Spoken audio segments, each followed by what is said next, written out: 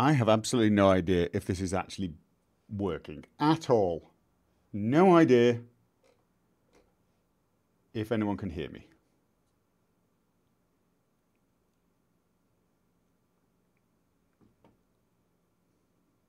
I have absolutely no idea if this is actually... I believe I can be heard. Yeah, okay, brilliant. The whole YouTube thing is a tiny bit how to put this? Different. Yes, different is probably the way, and I wasn't quite set up for it, so I'm going to have to... Let's see if I can... Oh my God.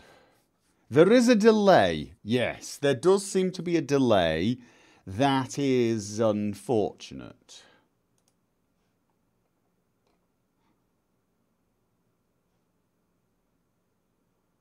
I got a message from Quarico. She is less impressed with time zones than you might think. Actually, you probably would not be surprised by that. Okay, so YouTube chat. If I want to change... I don't know if this is going to actually work. I do not know if this is going to work. Oh, it worked. It actually worked, I think. It did. Why isn't the background looping? Loop! Damn you! Loop! Okay, why is that?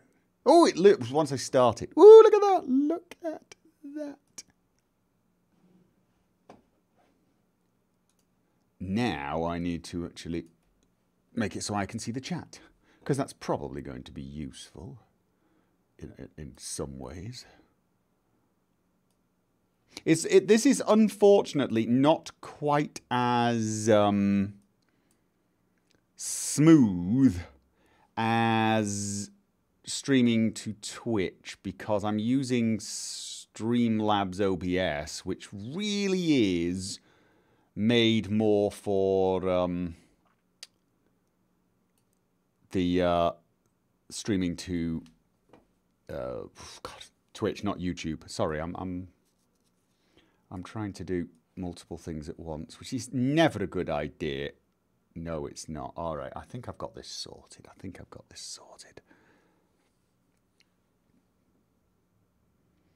So now, is that text visible to you? Is that text actually visible to you guys? The thing is, I don't quite know how I'm going to do the video on demand later. What I might do is split them up into subsections, and then people won't be able to see the chat because I won't be just doing the whole thing. But, you know, if you're full screening that, can you see the text, or do I need to make it a little bigger? I can actually make it bigger. Text is all right, quite visible. All right, so people will be able to actually, not in 240p. Well, to be honest with you, I'm not planning on making it visible for people in 240p. My guess is most people who end up listening to this in 240p or watching I mean, let's see. Can I do anything with this? I mean, I can. If you give me a second, I can do something more along the lines of that. Then you can't see quite as much of the text, but it is a little more visible, my guess.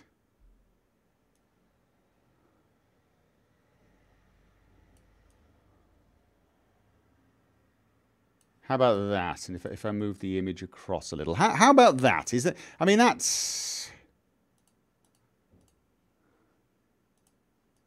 yeah.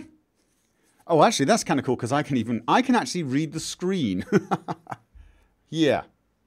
Text isn't going fast, so that works. Yeah, I mean, I don't really think it's absolute. The video on demand will have the option for chat replay next to it. No, Quorico, that's what I'm talking about. I haven't decided how I'm doing the video on demand, whether I'm just going to release the entire thing like this, or whether what I will actually do is...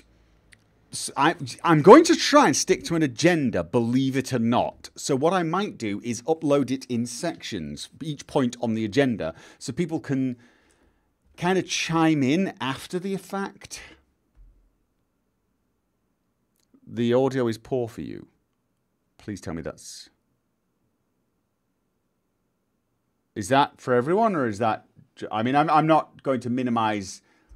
the problem for one person, but if it is just one person, that's a bit of a relief.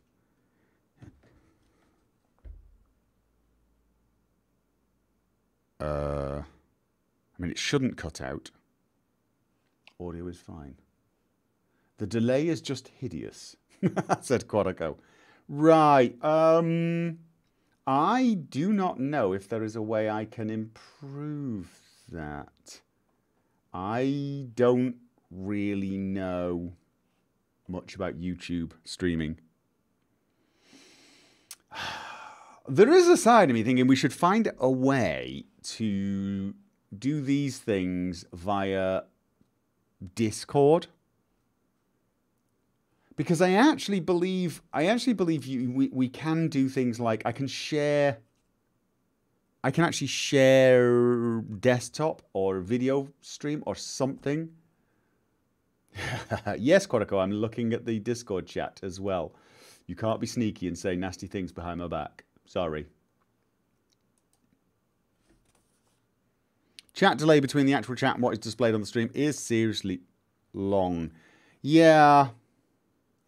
My bad. My apologies on that. But yeah, so what I might do one day then is just do a random test on Discord and see what I can get done. Because my guess is there's a lot less delay. The hardship there is, how do I record it? The delay is worse when you have the DVR function. Can I disable that?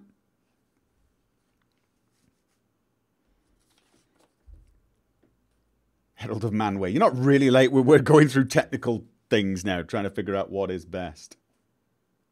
Now, Jean-Claude, please don't... walls of text like that and, like, you know, stuff like that, that's going to be, like, very difficult for me to read on Discord. Plus, we're not at that section yet. We will cover things like that later on. Yeah. Oh, I haven't actually... I'm getting a pencil. Give me a second. Yes, have the pencil. Right, Let's Plays Blind. Let's Plays Collabs. All right, okay. Yes.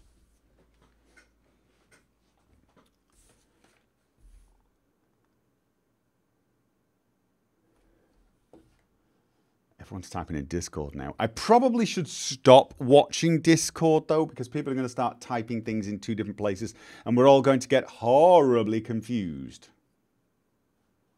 So I'm going to try and focus on the YouTube chat, and we will... Oh, right. This is a totally and utterly random side issue before we start. One of the things I did consider, if YouTube did not work,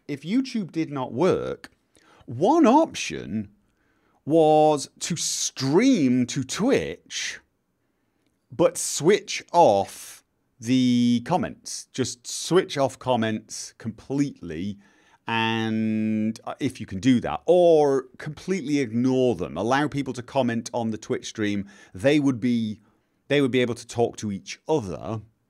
But then what I would do is I would display the Discord channel for the patrons, and then the patrons could talk there. If that makes sense. So yeah, I'm switching away from the Discord, so I'll check there later on. What is this pencil of which Gopher speaks? Oh my god, really? Is the delay that long? Is the delay that long?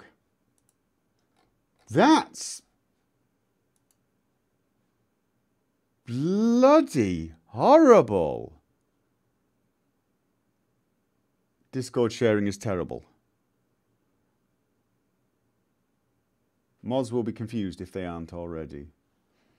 Okay, no, right. So I know what I just said could be seen as being a little confusing. Oh, God, I've lost my mouse pointer. The problem of sharing one mouse across multiple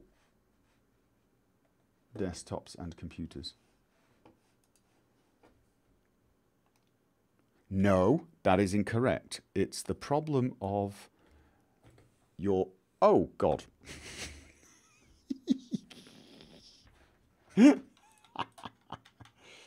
Okay.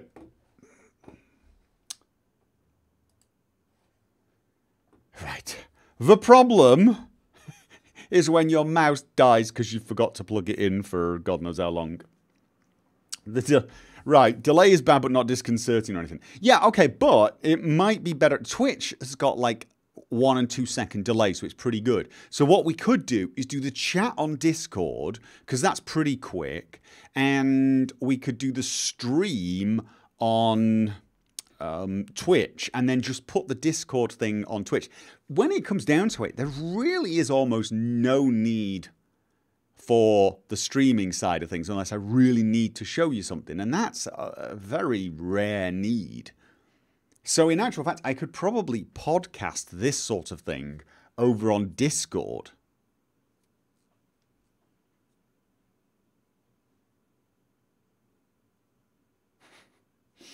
So, black screen of death. Now I do not have my headphones on because I'm trying to stay a little cooler, and there's no need to have headphones on because I'm not playing anything. This is of course. Ooh. Smashing my microphone. Okay, should we start officially? Should we all start? Should we swig coffee and start? I think so. Oh yeah. All this would be solved if Twitch had an unlisted mode. Yes, it might be actually. Yes, it could. If Twitch had a mode where we could have unlisted, it would be better. There is some other... Patreon actually has some sort of deal with a new streaming service of some sort that you can make it so it is patrons only. Even there's no way to actually get on unless you're a patron. Which is interesting, but I would need to test it out. I would need to test it out. I don't know what percentage of us have Discord. I don't play any multiplayer games on PC, so I never needed it. Okay, no, right. What I would probably do if I was doing it on Discord is I would use Discord for the chat and then stream it to Twitch. It would mean you wouldn't be able to chat, but you'd definitely be able to still listen, but it would mean everyone would. But can I just say something? Discord is not just for multiplayer game, voiceover stuff. It's kind of an all-round social media form now. People use it for chat groups, people use it to share stuff with each other. People use it like an SMS system. They'll use it like voice comms. They'll use it to share desktops with each other. Hangouts. It's actually really quite generic what it can do. And we have our own server. Well, we have a premium server and tons of channels. And you can just hang out with patrons and send them messages and see what they're saying. It's actually, I have to say, pretty good. This will come under other, but I will allow it. But all right. That's not really what I had in mind for other. So this was just the technical side. Tell you what, though, Quorico's kind of wagging her finger at me. So, let's get started officially. Welcome to the post-summer patron hangout, ladies and gentlemen. Sorry about the somewhat slow start. You know how it is. A new streaming service, and in many ways YouTube is a new streaming service for me at this point. I haven't used it for a long time, and I haven't used it with this particular tool. But we seem to be on track, he says, reading Chardin's comment. We are derailing, and it might be working. So, first of all, let me thank you all for A, joining me for this particular hangout, but for supporting me in a very, very direct and real manner, i.e. financially. How many people have we got live at the moment? It says peak concurrent 83, but I don't know how many are currently watching. Yes, this is how bad I am at YouTube. I really am this bad at YouTube. Okay, anyway, you know what? It doesn't actually matter, does it? He says it's just completely curious. So yeah, so thank you very much for pretty much everything. 81 at the moment. I will be discussing Patreon and YouTube and things like that towards the end of this stream, but I thought I would start out with a thank you to start with. Cherub, you'll be sleeping soon. Oh, you can't stay. Okay. Well, hi, and I hope you sleep well. So,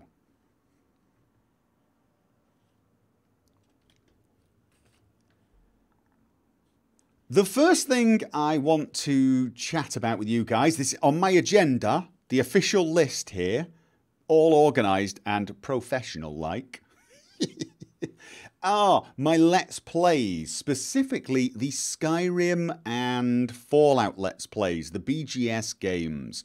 I want to just touch base with you guys and let you know what I am thinking with regards to that sort of, you know, the big Let's Plays, the ones that last quite a while. So, Skyrim, you know, Fallout 4, Fallout 76, Fallout New Vegas, maybe even we can discuss something like Cyberpunk as well, even though that's not a BGS game. You know, games that are large, games that are huge, and will possibly be appearing on my channel.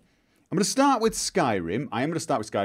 I'm obviously deep into Chapter 2 of the Leonard Let's Play, but I've already started to plan the third chapter. I'm a little bit ahead of where I'm posting, obviously. I try to stay at least a week ahead, but I actually prefer to get sort of 2 weeks ahead, and I'm managing to get that now that the summer break is over. So the third chapter I am still planning. I haven't totally nailed down what I want to do. I've actually got quite a few things I want to do with Leonard, so there are lots of potential chapters, and I'm trying to think when would be best to do each. And the next chapter, I haven't ruled out doing some modded content. There may be a small break between chapter 2 and 3, though, as is traditional in these Let's Plays. I think this time there will be a break that is a little larger than the one you had between chapter 1 and 2. So you should expect that. I'm also thinking I just might do some Hearthfire with Leonard. Because believe it or not, I have never done Hearthfire. Not once, not even for myself. I've never tried it. And whilst Leonard is not by himself a particularly, shall we say, manual labour kind of guy, I don't think I've posted the episode yet. I don't think I have. Probably shouldn't be saying this. Spoilers. But I think I sort of at some point suggest maybe I could plan it and Indigo could actually build it. So we might pretend that is what's going on. I may do a spin-off Hearthfire building of the house. So I made that will be a spin-off, I think. I don't know how long it takes to do, but I may do that as a spin-off and see how it goes, and then post it if I like it. But believe it or not, I haven't done Hearthfire. So that might be something that appears in between 2 and 3. I don't know for sure yet. There are a ton of mods that cut out the tediousness of the Hearthfire. Right. I'm not against using mods, as you know, but generally speaking, I prefer to try something out in its vanilla state and then add mods. And I don't know how long Hearthfire is, if I will be ready to mod it by the time I've pretty much finished it. So we will have to see. if Hearthfire involves a lot of wandering off and having to grind for materials, I might not end up doing a playthrough chapter-wise. What I might do is something more akin to what I did with Frank, where he would do settlement episodes in between the normal ones. So, you know, perhaps I'll do 2 or 3 episodes to start the Hearthfire, and then I won't be able to progress without getting stuff, and it's sort of, you know, it involves wandering around and adventuring, and I don't know. Maybe what I will do is just don't bother placing stuff, because Skyrim has a tendency to throw objects across the room for no reason. So yeah, so I mean, maybe I'll end up having this as a spin-off chapter that occasionally has an episode where he just makes his way back and updates it a little. I don't know, because I don't actually know how it works, so I will have to discover that. Settlement in between makes more sense. We will just have to see. No story, only pick materials. Yeah, I mean, I'm not expecting Hearthfire to be an interesting Let's Play chapter. I'm seeing it as a spin-off, very much like the settlements were. So it would be something that I would absolutely flag clearly as Leonard Hearthfire house building, so people who don't care can miss it. So that would pretty much be it. Housecarls can do furniture and decorating for you in vanilla. So I need a housecarl. That's not the same as, is that, don't I have to become a Thane to get a housecarl? Do I need to get a Thane? Do I need to be a Thane to be a housecarl? So I'd need to become the Thane of, say, Falkreath? Because if so, it almost certainly will be best if I integrate Hearthfire into the normal Let's Play as separate episodes. You do a quest and build a house. That's it. Well, we did a quest, didn't we? We did a quest. We've got the house started in Hearthfire. We've got the quest started in Hearthfire. But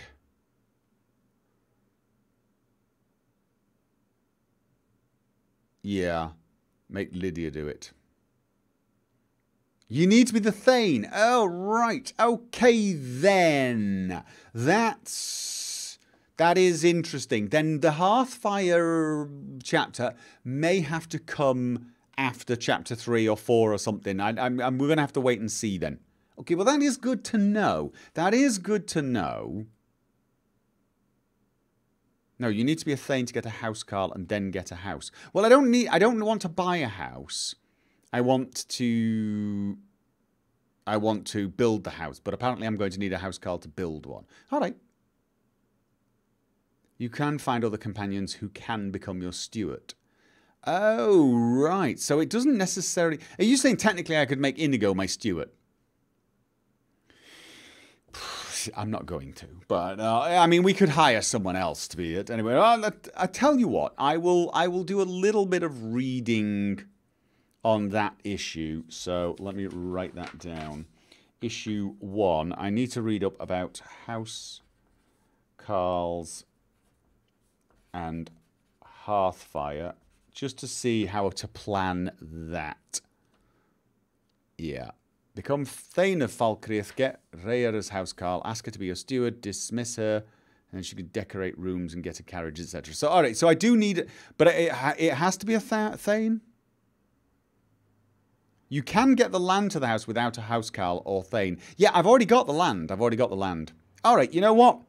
I have a feeling the Hearthfire stuff will have to come after, say, chapter 3 or 4. We'll have to see what chapter 3 is going to be.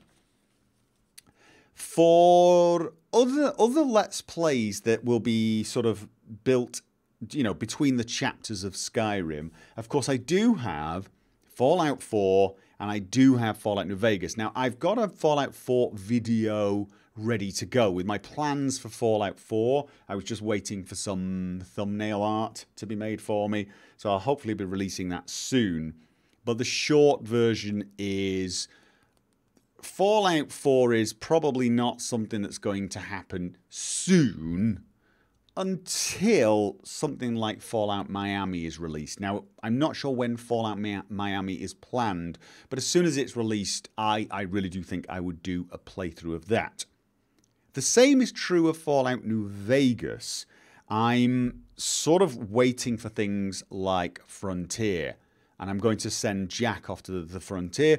I do need to fix my load order quite dramatically to make it compatible with Frontier, so I'm going to be doing that over the next few months.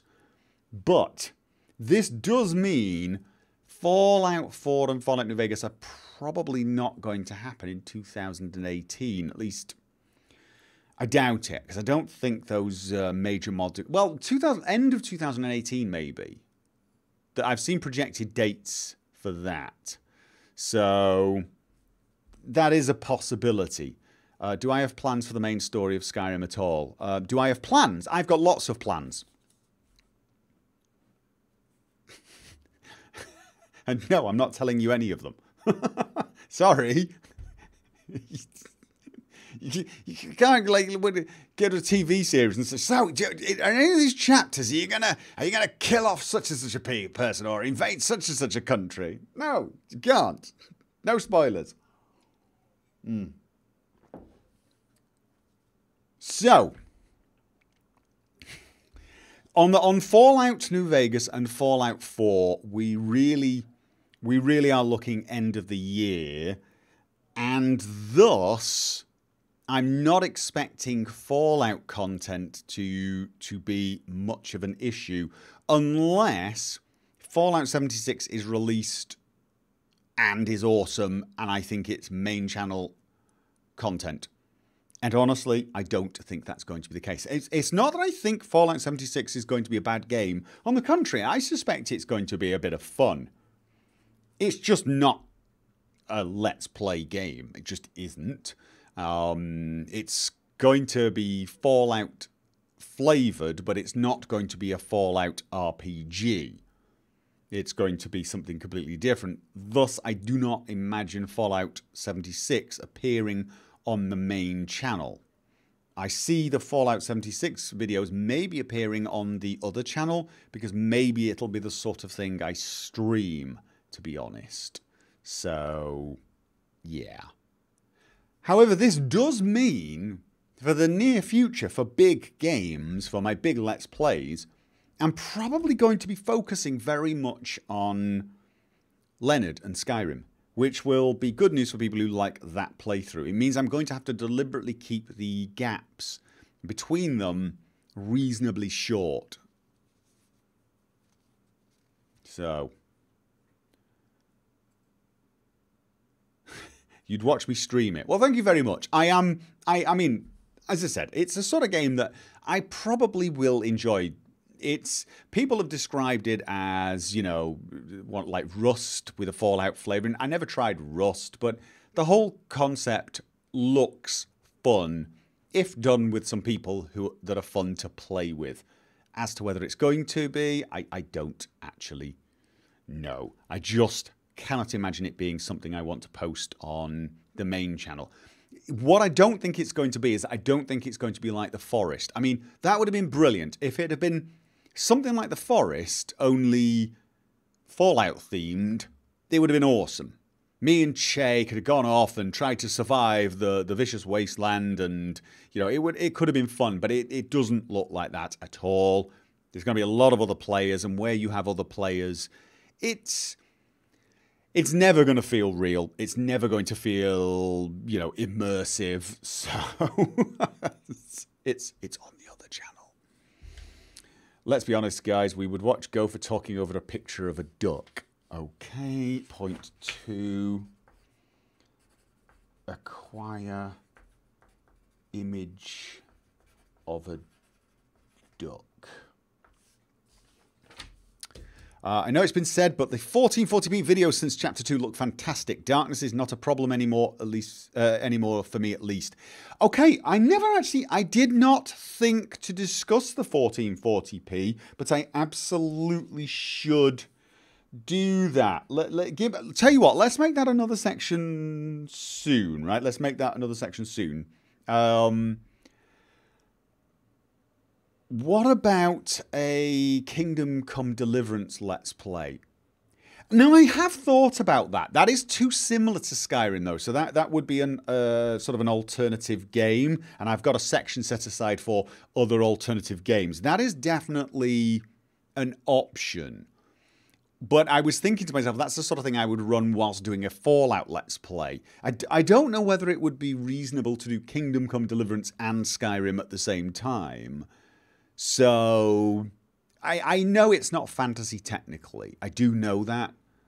But I suppose if I did a knight, a heavy armored warrior playthrough, it would be very different to Leonard. But I don't know. I honestly don't know. I'll consider doing it. I will consider doing it alongside Skyrim, mostly because at the moment I don't see anything replacing Skyrim long term. I think Skyrim will only be on a break for 4 or 5 weeks maximum at a time until something Fallout comes out. But I don't know for sure. And the reason I'm thinking like this is twofold. One, I really do enjoy playing Skyrim at the moment. I enjoy... Well, it isn't just about playing Skyrim. I enjoy making this story.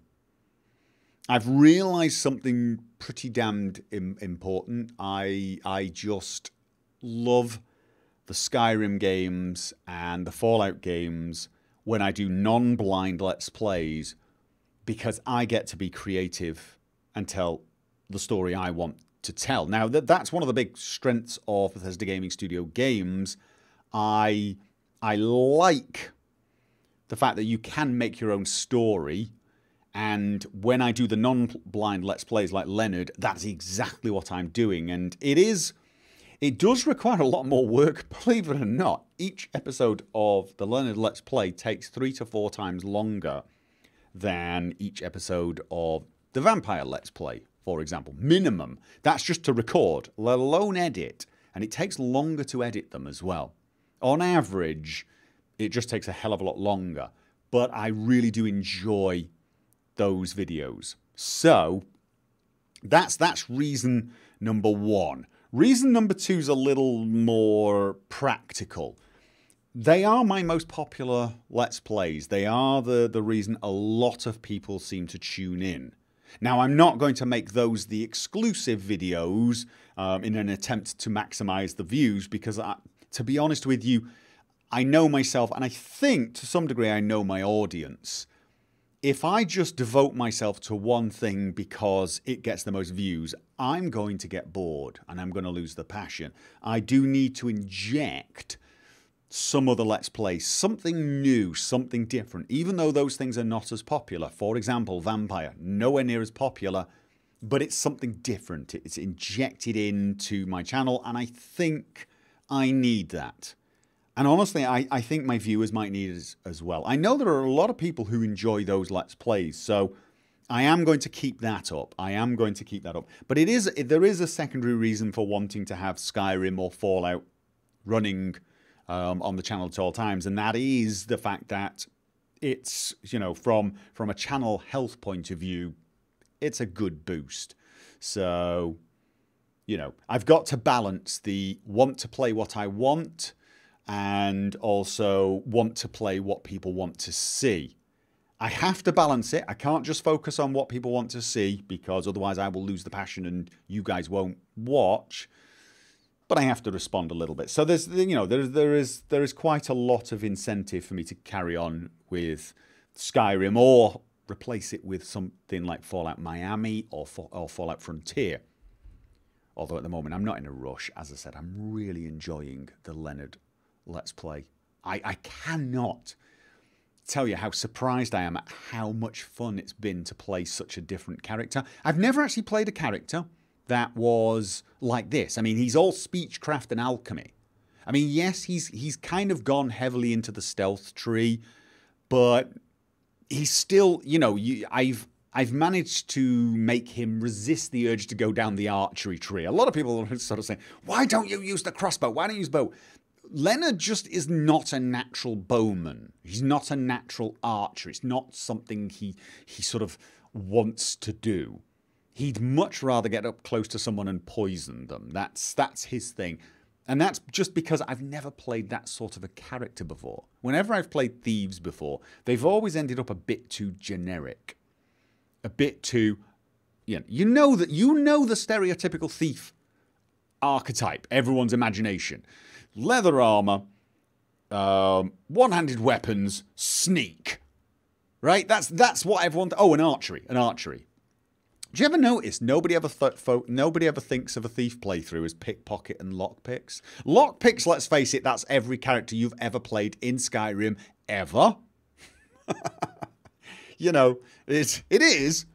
It doesn't matter what character you're playing. They always end up with maxed out lockpick and speech, but that's just because you sell so damned much. But yeah, speech then. There you go. Speech. You don't think of that as a thief skill. Speech is a thief skill. Comes under the thief's stone. So does alchemy. I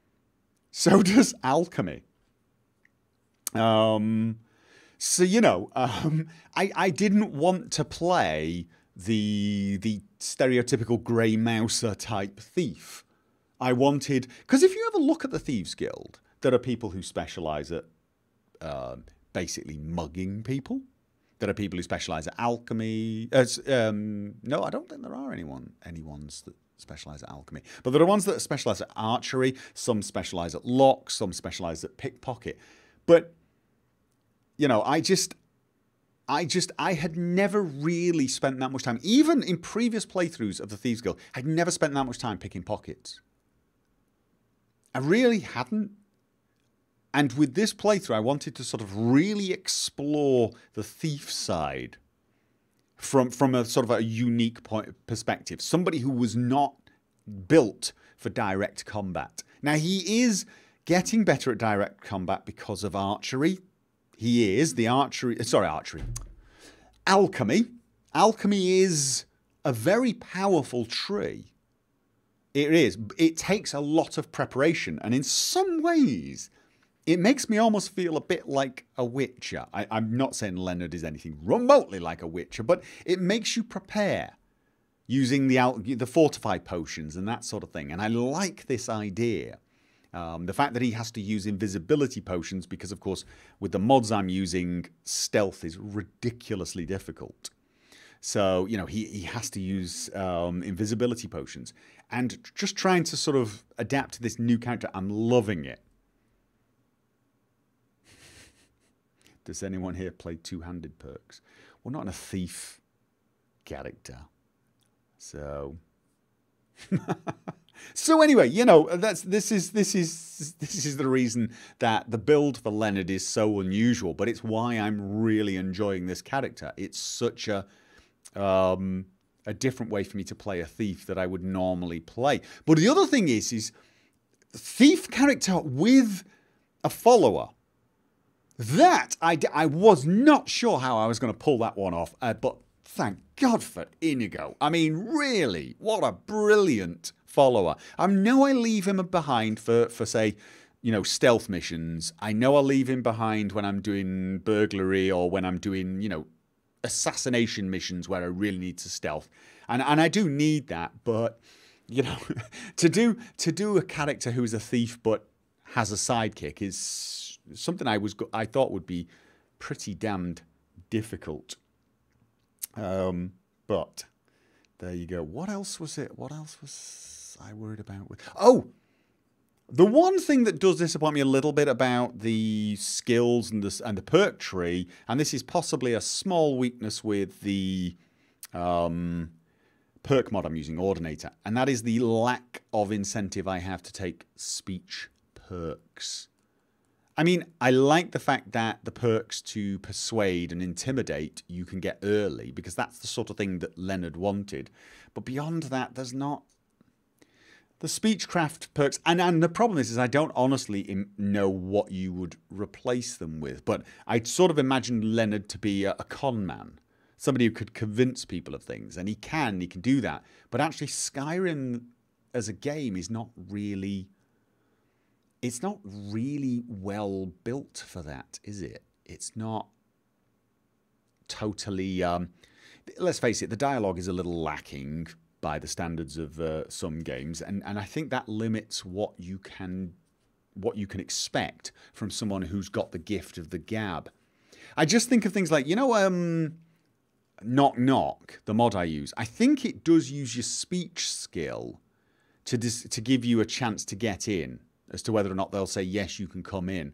I think it would be nice if there were some perks that added that. If there was a perk you could take and that would add it, that would have given me the incentive. Now, there are a lot of interesting perks in Speechcraft with Ordinator. Ones that allow you to act like a bard, ones that allow you to act more like a merchant. And the merchant ones are interesting to some degree, but just, I mean, I don't know. I think I would need some other mod in the game that would allow Leonard to become an actual merchant. And I could see this. I could very much imagine Leonard taking over the East Empire Company in Skyrim. And there being perks that would enhance his sway and that type of thing. But this would require such an overhaul. It's incredible. Yeah. Topic 1. Spent too much time on topic 1. Is that everyone's way of saying, get on with it? Topic 1, Skyrim and Fallout. You've been going forever. Get on to the next subject, man. I will try. I will try. So anyway, there you go. That's it. Skyrim is here to stay. Fallout will be returning when I get some content I really want to play. Although I will be releasing a video telling you what I'm thinking with Fallout, because there are some potentials. There is some potential for Fallout appearing somewhere in my channels, but not necessarily as Let's Plays. I will let that video explain it, since as I've already recorded it. Okay, so that was item 1 on the list. It's topic 1 for a reason. That is true. I mean, it's yeah. I'm finishing off my cold coffee. I promised myself I'd drink coffee between item 1 and 2. Yeah.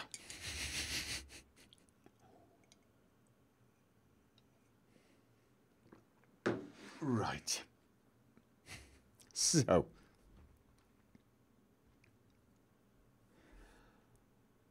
Item 2 on the list is one where I believe you guys are probably going to have a little more say on what goes on, although I'm still not 100% sure how to even approach this subject.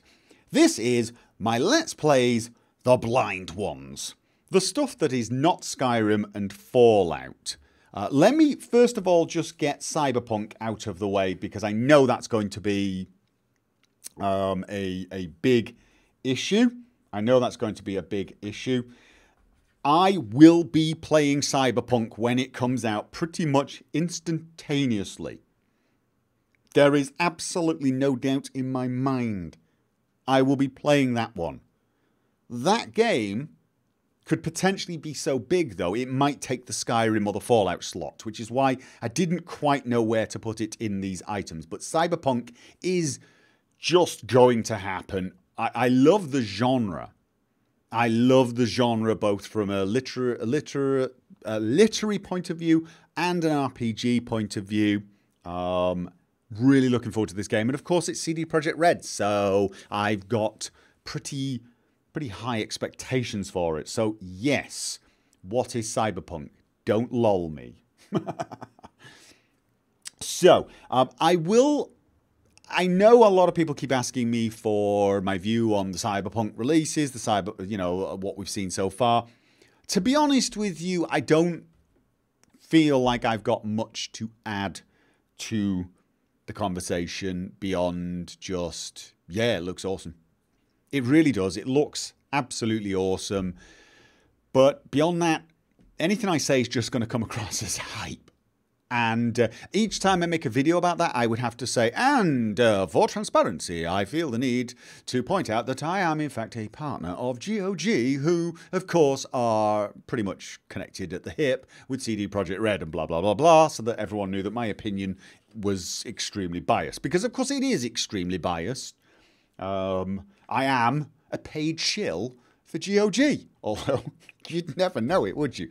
When was the last time have I ever done that? Have I ever done, you know, and if you want to buy games from GOG, find my link down below. I don't think I've ever done that.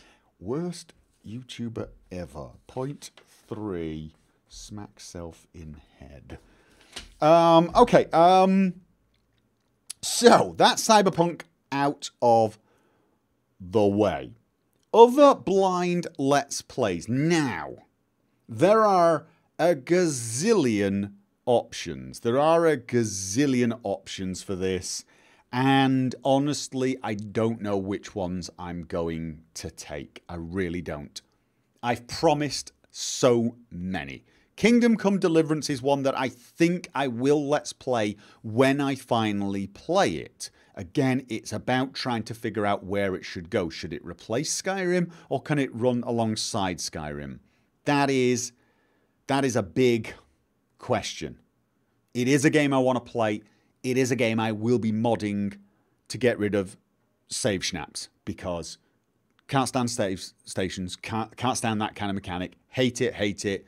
No, I won't try it. See the I Hate Peanuts video for details. Other games. There are a lot of games coming out this year. None of them, to me, seem like Let's Play material. Stuff like Rage 2. That is a game I'm going to play the hell out of. Even though I actually got bored of Rage 1 and stopped playing it very, very quickly. Rage 2 looks really good. So, it's something I'm going to play. I can't imagine that's going to make a good Let's Play. Same is true of Doom Eternal. Oh my god, I want to play that game so badly. But again, it's not a Let's Play, is it? Really?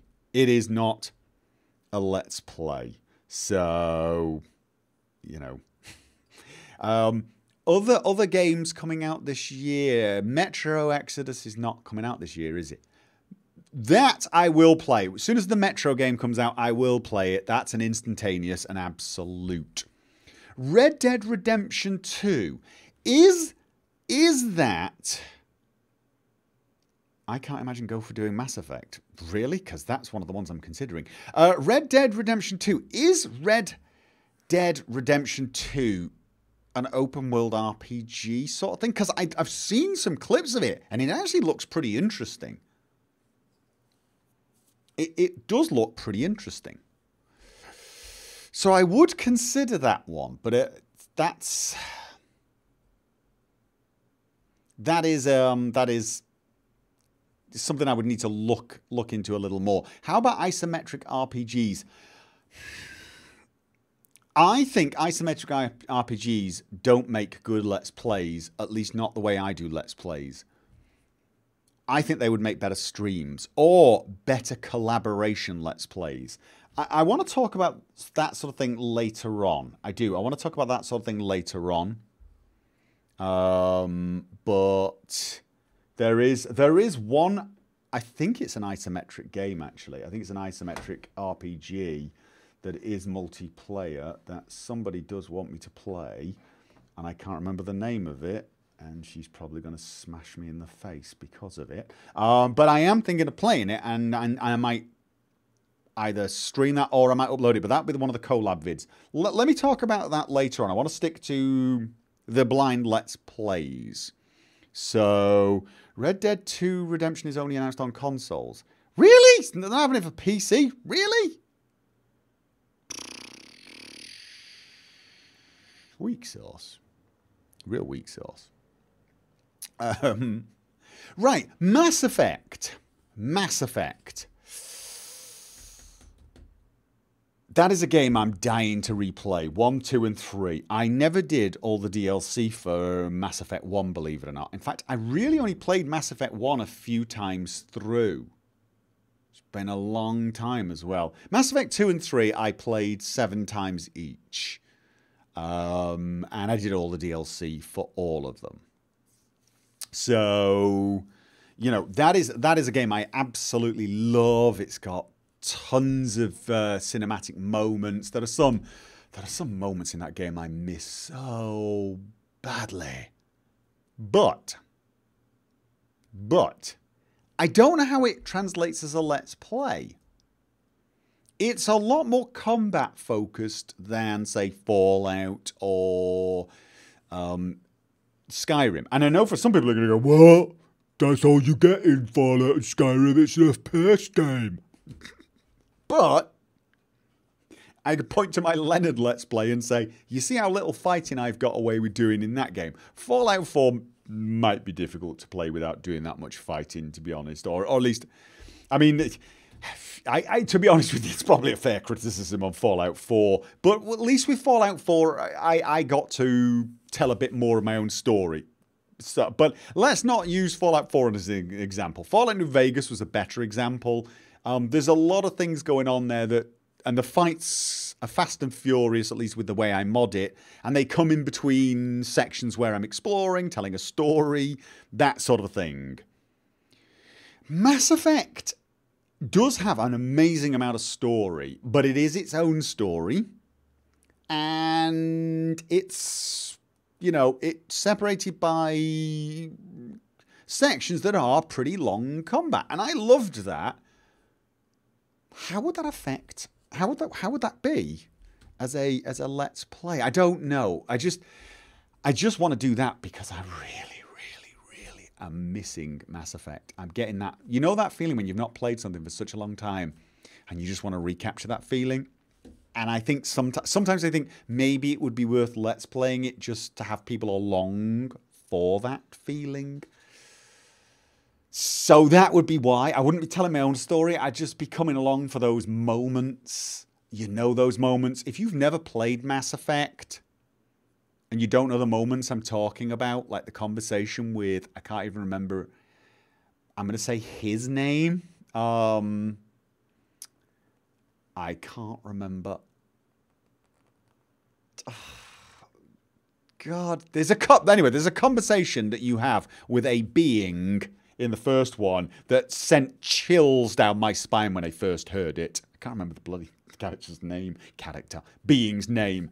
It was phenomenal. It really was just like, oh my God. It was one of those moments, and it might be good to have people along for that. So I am considering Mass Effect as an option. I am going to cover something that I know. No, not Morden. No. It wasn't any of the NPCs. It was the protagonist. Anyway, the old BioWare. Anyway, what race? You're thinking, right? I'm thinking the bad guy.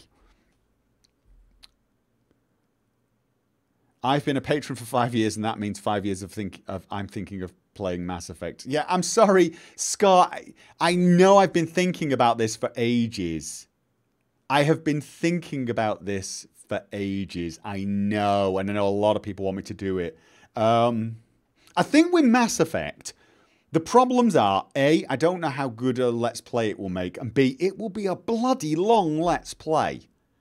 If I do Mass Effect and I'm doing it alongside Skyrim, other games are going to have to come between the Skyrim breaks, because Mass Effect 1, 2, and 3 with all the DLC, that's pretty much my Witcher experience. Now, that's not necessarily a bad thing, because the Witcher experience went on for, was it 2 years of Witcher on my...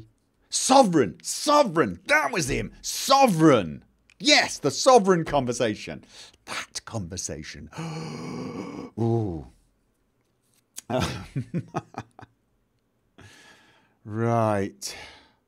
Anyway, what was the talking about? I've lost it again, guys. Yeah, so anyway, not sure how it would work as a Let's Play, and it would be hugely long. But again, like I said, Witcher was pretty long. But I'm going to be totally honest with you.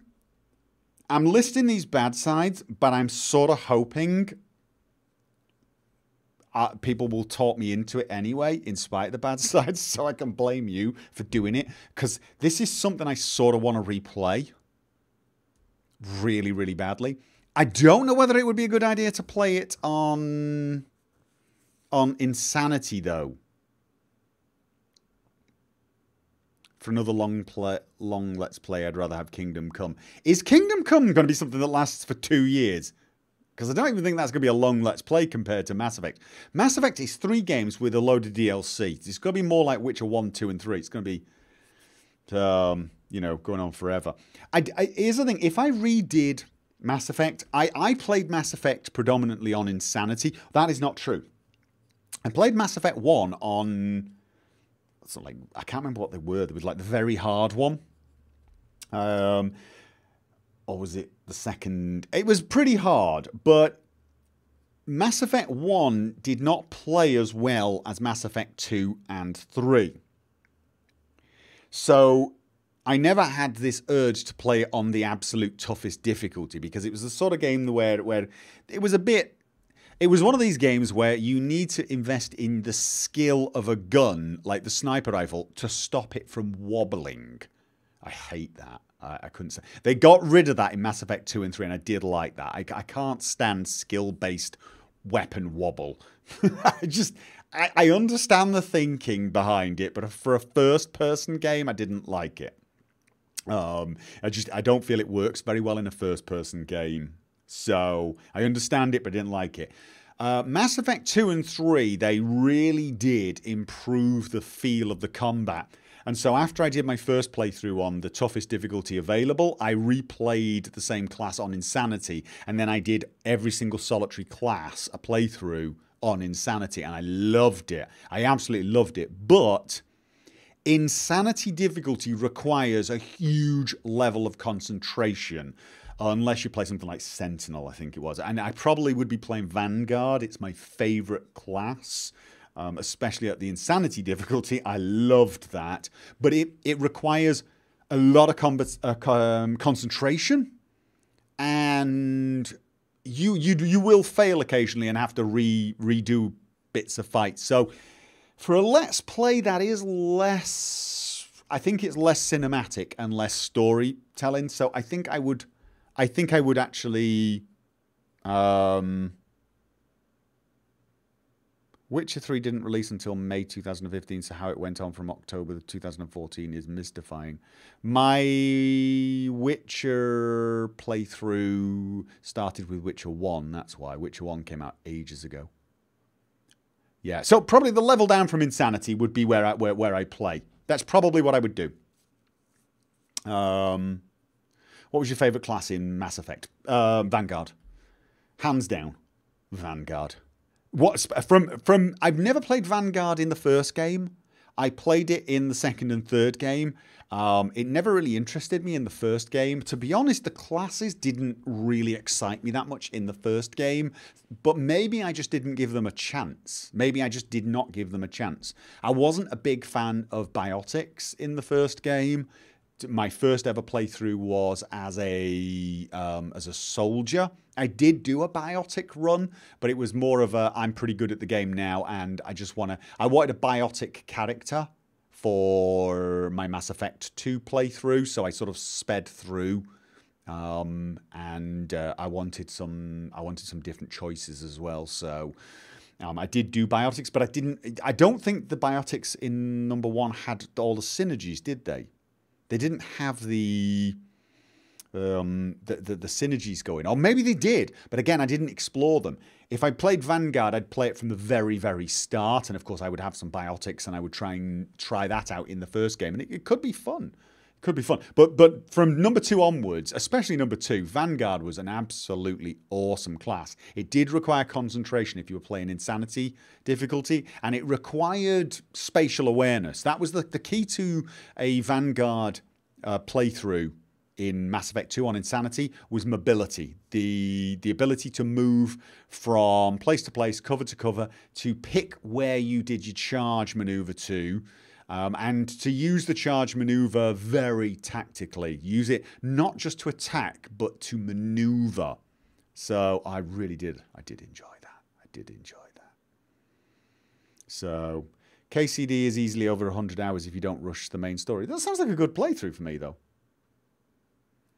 I do want to know what alien Gopher romance is.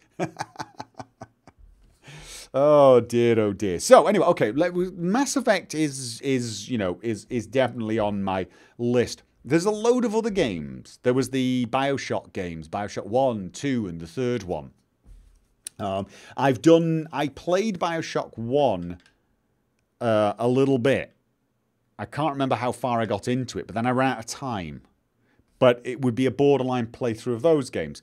But again, I'm not totally sure how well Let's Plays those would work, to be honest. Really. So, don't know. What are the games? Oh, I do have to talk about Call of Pripyat because I don't see anybody asking for it in the patron chat, but mostly for the VOD. A lot of people still want me to play the third Stalker game, and I've been reluctant to do that because of the comments in the previous run through the second game. I got a little tired of them, so I've heard Pripyat is the best game. I've heard it's more like the first game, Shadow of Chernobyl. Which was a much better game in my opinion and definitely suited my playstyle. Well, I played Shadow of Chernobyl completely blind, totally and utterly clueless, and I even modded away things like the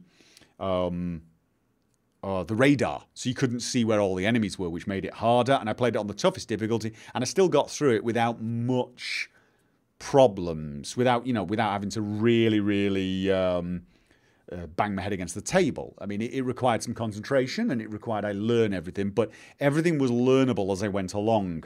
The second game seemed to require that you go off and read some forums to really, or to play the game once through on an easy difficulty and then crank up to master. And even then, I felt like it was a game that was trying to force me to min-max rather than learn it as I go along. So I didn't like that aspect of it, but I've heard Call of Pripyat is far more similar to the first one. So it is something I've wanted to play, but as a Let's Play, I'm not sure, because a big part of Let's Plays are engaging with the community, and it got to the point where I was dreading going along to the comment section, because that community did unfortunately contain some toxic elements, so I don't know. What else is there? Blind Let's Plays. What else is there? Come on, you guys are the patrons. You guys are the ones who keep this channel alive. It so far seems to be Mass Effect and Kingdom Come Deliverance seem to be the really popular ones. What other games have been on the radar recently? Oh, some people would enjoy Call of Pripyat. Well, that is kind of nice. There is such a delay. System Shock. God, I remember System Shock 1 and 2. Yeah. Oh, I loved those games. Love things like the Deus Ex games as well. I can't blind Let's Play Deus Ex. I couldn't blind System Shock technically, but I've forgotten it all, so it would almost be blind. More games like What Remains of Edith Finch and Finding Ethan Carter. Yeah, no, actually, yeah, I can see me doing games like that. I would like to do some small ones. There's things like, there's a few survival games, but I think they might be a little too long. But, yeah, the Talos Principle. Isn't that a puzzle game? Maybe I'm wrong. Yeah, I mean, honestly, there are some... Those short story type games like Firewatch, I'd like to do a few of those. How about KOTOR? Never played them myself. Oh, God. KOTOR is a superb series. Well, the second one was pretty good, but the first one was awesome. But it's very dated, a very, very clumsy interface. And, of course, it wouldn't be blind.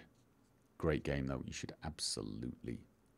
Civilization would be quite fun for your Let's Play, but not a usual thing. I'm not sure Civilization would be a good Let's Play. I think that would be a good streaming game. The Long Dark. That's the one I'm thinking of. Somebody gifted me The Long Dark. I'm not sure how that would work well. Plenty of horror games. Horror games are an option too. There's a few come out. There's one called Agony. Oh, right. There is There's things like the evil within, right? There is the evil within and the evil within 2. But again, I'm not sure the evil within and the evil within 2 are really what I would consider focused horror games. They look more like horror survival games that might be fun to play alone. Me games. But, you know, for horror games, I tend to think of things like Amnesia, and I'm not sure what is out. There is a game called Agony. I don't know how good that has been received. Have I heard of Tyranny? I've heard of the title. Not sure what it is. Didn't go for Play Aliens. Yes, I did. I have a Let's Play of Aliens. So, yeah, you can check that one out. I liked that game, although I felt like Aliens got a little too actiony towards the end. Right, The Long Dark is amazing, but no multiplayer. It's a lootaholic dream and one of the best survival games out there. Right, but how good is that for a Let's Play? Evil Within equals Far Cry, same DNA. That's what I'm worried about. And I think Far Cry is more of a play for myself or stream game. Because, again, it's too gamey, if that makes sense. Does that make sense? Too gamey. Too formulaic. Like you can almost see... You can almost like list things when you play things like Far Cry or all the quest places. And you get the same thing in a lot of games. I mean, Skyrim in many ways is the same thing. All the cities have all the quest givers and yada yada yada, but it doesn't feel as gamey. It feels like a world. This is the last time I will suggest Elix, Sci-Fi Gothic 2. I don't actually know. I've not ever heard of Elix. I will. I'm typing it in right now to have a look at it. Elix. Okay. Handcrafted action role-playing game from the award-winning creators of the Gothic series. Okay, then. Tyranny. Lots of reading NPC chats like Fallout 1 and 2. Right. Games where you have to read the dialogue are great, I think, for me games. I don't think they work as well for Let's Plays. Again, for my audience and my style of Let's Plays. I tend to work off the NPCs. I tend to react to their tone and to what they say. If I'm reading the text, I always feel more like a narrator, a storyteller. And this is especially true if I'm playing isometric games. So I'm reluctant to play isometric games like Fallout 1 and Fallout 2 because, again, I feel like I'm experiencing the story rather than telling it. And I'm experiencing it from an outside perspective rather than being totally immersed in the game the way I am in something like Skyrim or even games like Vampire.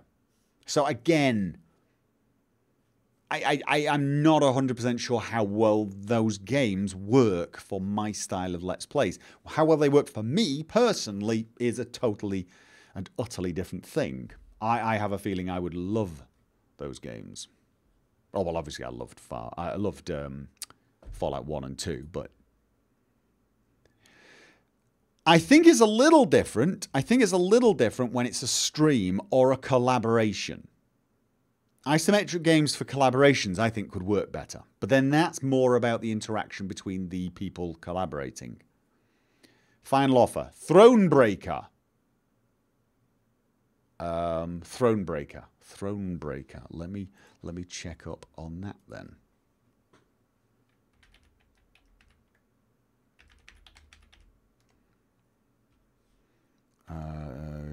Gwent single player is now Thronebreaker, the Witch. Okay. Gwent single player. I believe it or not, I've not been paying attention to this.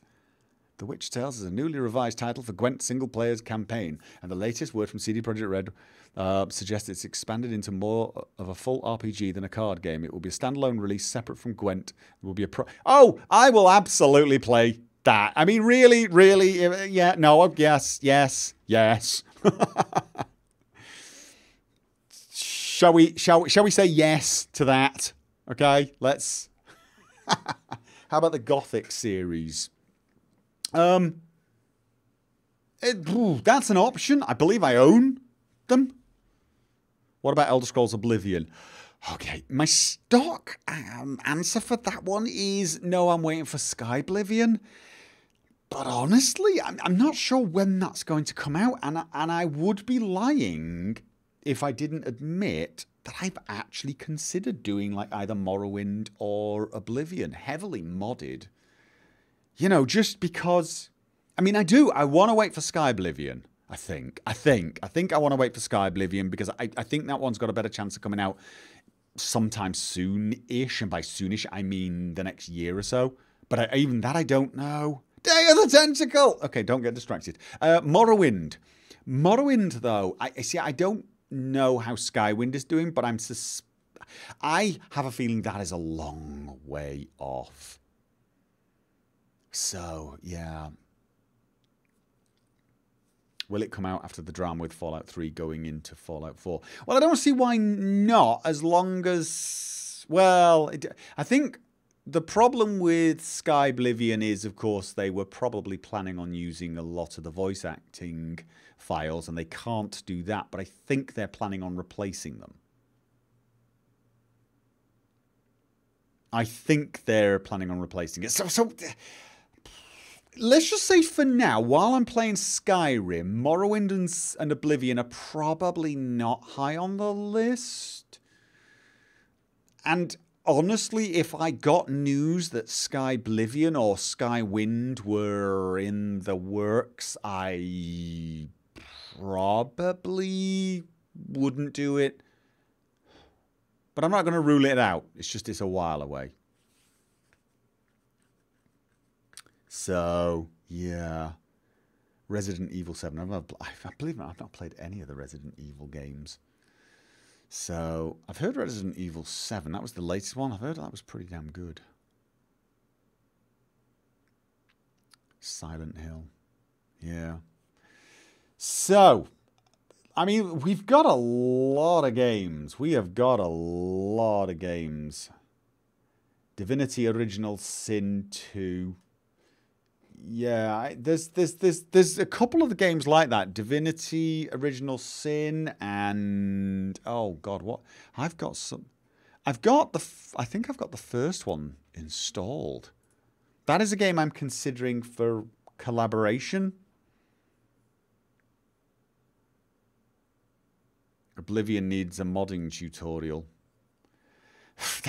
That is, of course, the other thing. If I started playing Oblivion and Morrowind, I'd probably end up doing a beginner's guide to modding of those, which would actually be interesting. What about Dead Space? Don't know if you've played them. Played them all. Played them all.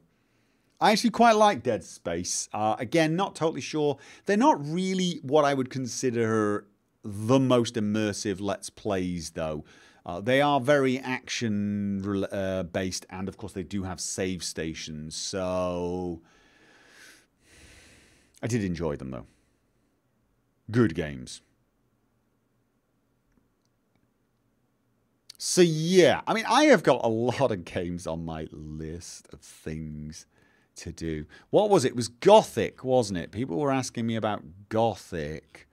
Let me just check to see if I've actually got those. I might actually have them.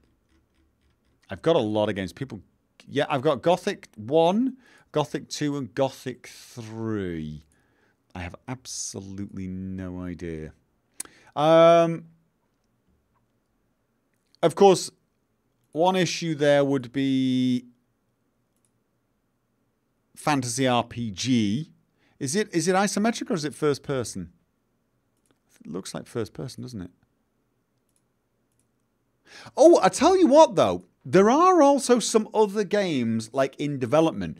There is somebody who's actually a patron, who's a developer for a game that looks very Oblivion, and I keep meaning to download an alpha of it and try it out. There are games like that as well that might. I've got a good Let's Play idea. Skyrim Very Special Edition. That would probably be more of a stream. Be more of a stream. Dark Messiah, Might and Magic. Oh, yeah. That was different enough. That was different enough. I mean, it wouldn't be a blind Let's Play because I have played that one. But that was different enough, I think, to make an interesting Let's Play. Yeah. Do I even have that on my Steam list now? I can't even remember if I've got it on my... I do. I own the game. It could be on my old account. See... Portal mixed with Cthulhu. Magrunner. If you like Portal mix... Magrunner. Okay, I will check Magrunner out. Oh! One game. Oh, this is... Oh, right. This is a game that will definitely be going on my channel. There is a Call of Cthulhu game coming out sometime in the future. Call of Cthulhu Horror RPG. I've actually played the Call of the Cthulhu tabletop RPG many, many years ago. I didn't play it very often. I only played it once or twice, I think. Call of the Cthulhu, though, is coming out as a computer game, an RPG, horror RPG. That, I have a feeling, will be one of those I play pretty damned early on. It looks a bit like a detective game. It kind of made me feel a bit Witcherish in the fact that it's you're going to be trying to investigate things to figure out what's going on. You know the way Geralt was trying to track some of the monsters and had to almost treat it like an investigation. It kind of looked a bit like that. So I'm really interested in that game. Yes, I am. I do not have a PlayStation 4. No, I'm sorry. I do not have a PlayStation 4. I was going to buy one when the mods were coming out for the console, but then, of course, Sony went and did a Sony. So, yeah, probably not. Mag Runner. Okay, Dark Pulse. Is that the one? When technology meets Cthulhu. Magrunner Dark Pulse is an action puzzle game which is... Could you... Oh, it's only single player. It's only single player, though. That's a shame. Action puzzle game. I was thinking perhaps that was a good collab game with me and... Che. Yeah. Gopher should just get a PlayStation 4 so we can find out his disgust with it.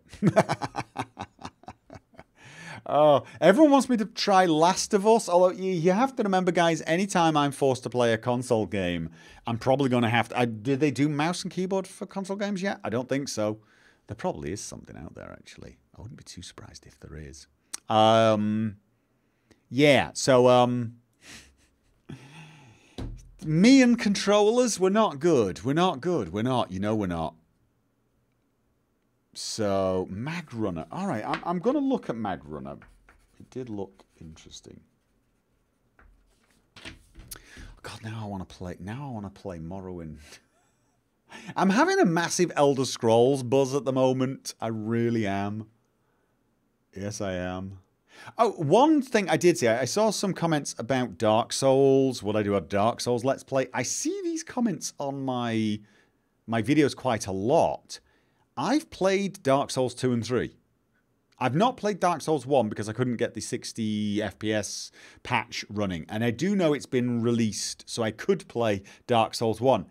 I don't, for the life of me, see why anyone would want me to Let's Play it. It's not a game that really has... I know it's got story. I know it's got lore underneath. But it doesn't make... It's not a game that made me care about the lore or the story. I just didn't care. All I wanted to do was fight stuff. I just wanted to fight stuff. And that's what Dark Souls 2 and 3 did really well. I mean, Dark Souls 1 I haven't tried, but I'm assuming it's the same. I didn't care about the story. It didn't make me care. I didn't want to find out about it. I just wanted to get places, fight, and get more places and do more fighting. I wanted to fight. And that's what the game seemed to really focus on. And I don't understand why that would make an interesting Let's Play. Especially seeing as the sort of fighting you have to do in Dark Souls is the sort where you have to concentrate. And when I'm concentrating on fights like that, I can't talk. So it would be... I'd be talking between fights, which in Dark Souls would be not a lot of talking. So I don't see it. I don't understand why people would want me to do that as a Let's Play. It's the sort of game I've streamed a little bit when I first tried it. But honestly, I don't see the engagement. Because again, I don't see how I could stream it, talk to the chat, and play Dark Souls at the same time either. It's not a game where you can multitask. Dark Souls is a game where you switch all other brain functions off. It's what I call zombie mode. You sit there with your mouse and keyboard, or I suppose if you're a controller and just allow the drool to fall out your mouth and play. So, yeah, great game. I mean, maybe there are some people who are so good at that game they can just play it and chat with the chat and read all the comments and never... But I'm not that sort of a person. I don't actually play well when I talk. So any game that requires lots of concentration while I'm talking, I'm not going to do that well at. So, yeah, look away for a second equals death. There's that too. I mean, I can't keep looking over at the chat. It's going to be worse than a Let's Play. So... I just honestly don't see why people... I understand people like that game and they want me to experience it, but I've experienced it. Well, I've experienced 2 and 3. I like it. They are very good games. They are fun, although I did lose interest after, I don't know, 30 hours. They're not games that really grab me and make me want to play forever, so...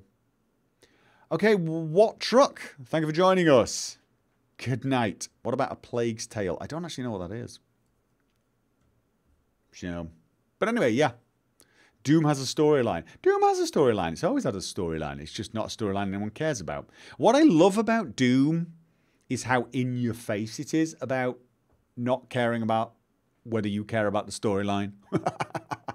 It's just like,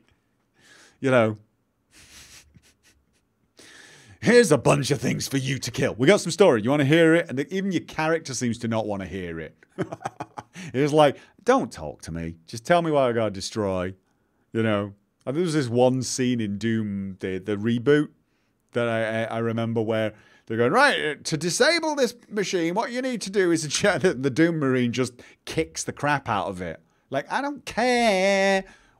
Shooting. Where's the shooting? So, what about We Joyless Few? Isn't it We Happy Few? That game looked awesome, potential-wise, but it didn't deliver, did it? So, yeah. South Park, Stick of Truth. I have got that game. I did wonder, is that the sort of game I could do a Let's Play of? Is it just a total random thing? It's not really family-friendly. I mean, I know I do a lot of games with abject violence, which is not family-friendly. And horror, which is not family-friendly, so it's probably odd for me to be thinking of South Park, which, by the way, I've always loved. It's the infantile humour. The thing is with South Park is the humour isn't as infantile as you think. It's actually quite intelligent humour.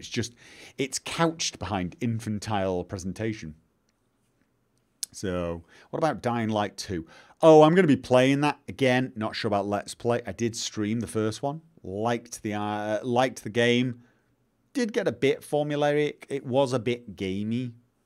But Dying Light 2 actually looks less gamey from what I can see. It looks more immersive. So, maybe that's actually a Let's Play potential game. But that's a while away, isn't it? So, Stick of Truth, Let's Play ready. All right, I'm gonna write that one down as Stick of Truth. The thing is as you can, Nerim would be cool. However, there's no English voice acting. Yeah, again, sort of game I could play and read subtitles, but not sure how it would translate. So I've got a lot of good suggestions, but from the sounds of things, let's face it, I've got a... Oh, one thing I did see was Dragon Age.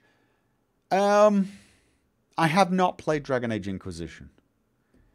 And I did try a preview of it, and I did enjoy it, and it did feel like it had quite a lot of promise. But from what I read, it had quite a large element of grind. So I'm not sure it would work as a Let's Play. I actually think Dragon Age Origins has more potential for a Let's Play. But I did play that kind of to death when it came out. I did lots of playthroughs. So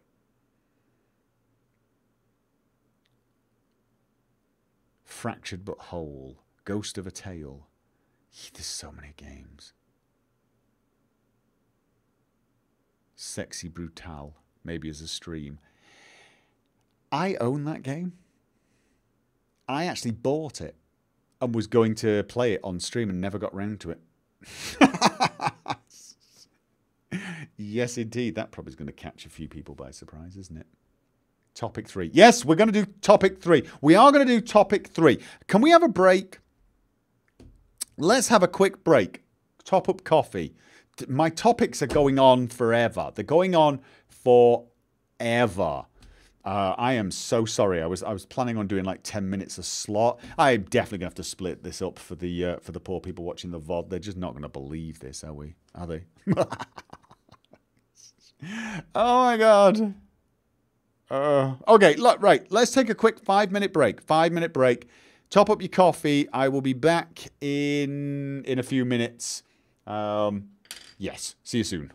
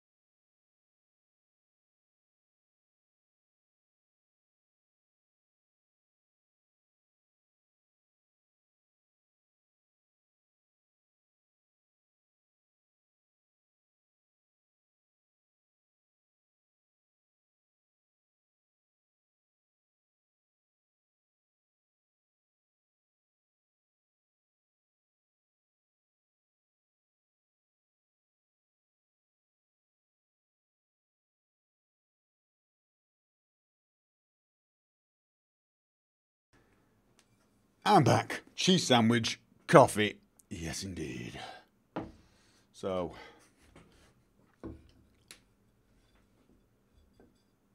if there's a game Gopher wants to play with someone, but they don't want to stream it so they can focus more on the game, would you be interested?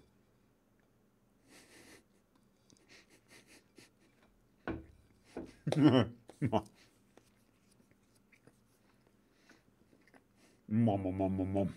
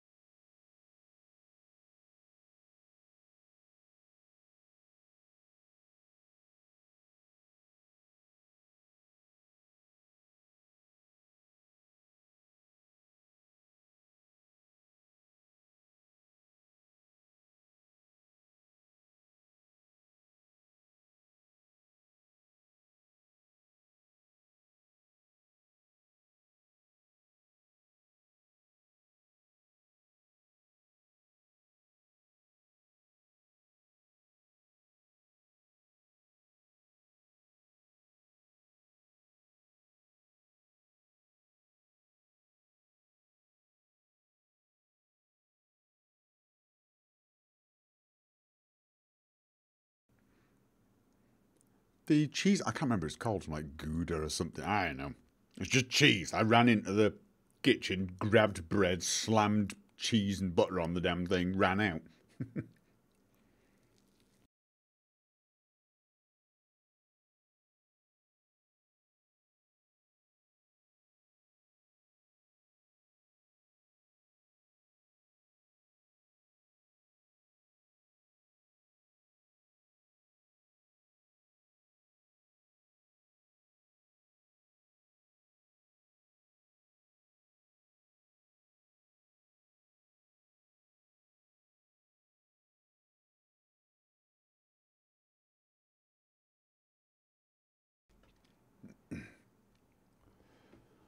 You didn't melt the cheese.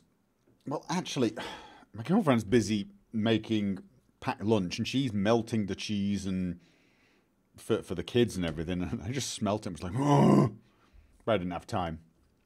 And I've just rush eaten a sandwich so that we can carry on.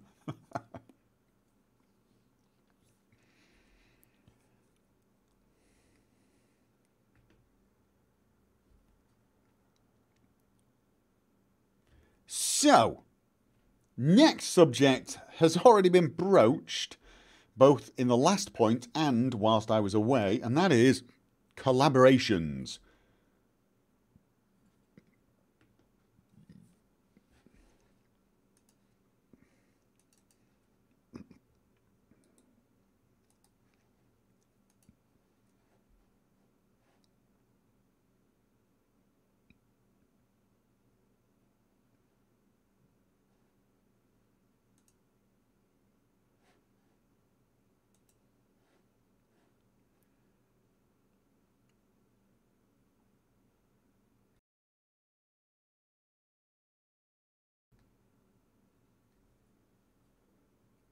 Astroneer would be a great game.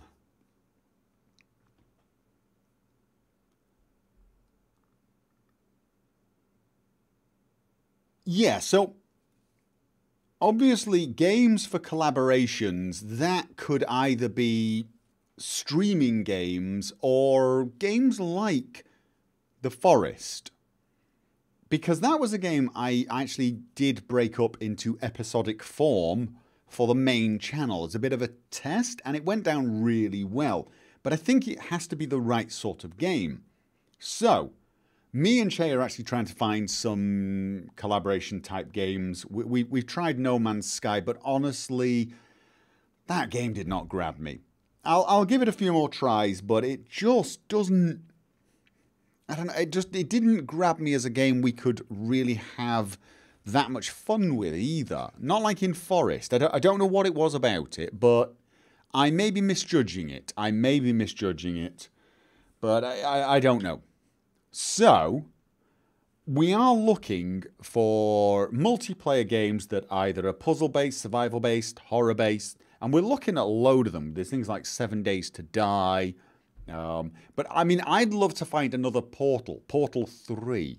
Saints Row the Third co-op. Really? Saints Row? Isn't that more of a FPS game? Yeah, 7 Days to Die. We both have that. We were gifted it. So 7 Days to Die is a really good option, I think. But I don't know how long the game is and whether or not it's the sort of game that we could just sort of take our time and have fun with the way we did with The Forest. The Forest was just perfect for us, I think. The Forest was perfect for us, and Portal was perfect for us. So, you know, it gives you some idea of the sort of game we can really sink our teeth into. But, of course, there are other collaborations possible, as you've probably already figured out. There is a possibility that I might want to play a game such as Divinity Original Sin, the Enhanced Edition, and do multiplayer. I don't know whether that would be streaming or whether it would be better to upload it to the main channel. Streaming means we can chat to the chat. But sometimes that means you're not really focusing on the game. So, I don't know. For The Forest, we had Che streaming and me recording. But I would often have to try and cut out sections where there was a lot of focus on the stream because, of course, it didn't make a huge amount of point to people watching the VOD, the video on demand. So sometimes I think games like that are almost better if you don't stream.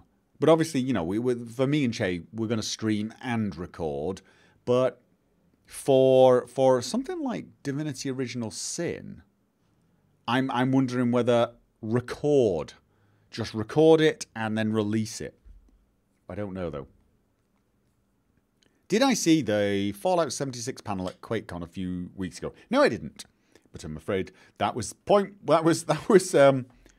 item 1 on the list, and I'm sticking to my item list, or Quorico will shout at me, and we will be here for the rest of our lives. So yeah.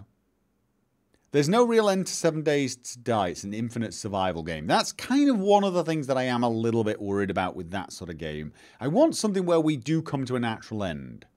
Or at least, yeah, I mean, no, a natural end is good. One of the problems with the Minecraft Let's Play, had we not lost the save, is eventually we might have just petered out. And that would have been a shame.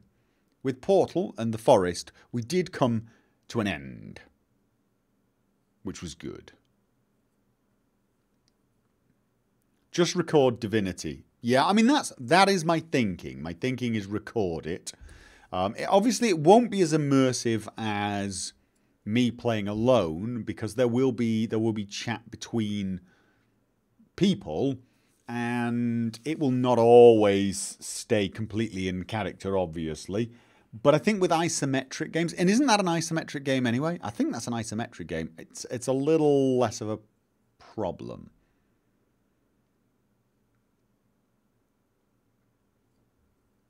At one point, you'll find it impossible to live. We're talking about 7 Days to Die now. Yeah, no, right. That might be a good game for us to stream. And of course, I will record and I will upload it either to the main channel or the other channel. It's really going to depend on what I feel the content does. If the content is us just gaming, I'll probably upload it to the live channel. I know the naming convention's a little confusing there, but I don't know. I should probably rename it to the primary channel and the secondary channel. What about the first on Twitch and second on main channel? I'm not totally sure what we're talking about now. First on Twitch? What, stream it on Twitch and then second on the main channel?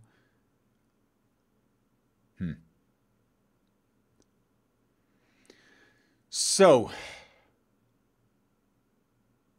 not getting a huge number of suggestions on games to play for collaborations. I tell you what we really, really, really would love to find for, say, me and Shay. Another horror survival. Or a puzzle game. I just know it can be played with 2 persons and it's a puzzle. Which one? What? Doesn't Brothers require to use one controller between 2 people, so you have to be in the same room? Yeah. That's the other thing. It needs to be a co-op where it's not, what do they call it? Couch co-op? Is it couch co-op? Could be that. There was a game, 30 Days to Mars, and it looked really good. It looked like a lot of fun, and it was a co-op. It was multiplayer co-op, and we thought, yeah, we can do this, and then we realized, no, you actually have to be on the same machine. It was, you know, a little unfortunate. Desolate. Desolate is a good... Believe it or not, I spelt desolate incorrectly. Desolate, there we go. Couch co-op. Yeah, see, I got it right. Each brother was controlled by 1 analog stick each. Oh my god, you actually have to share the controller? Oh my god. What about Conan? Which Conan are we talking about?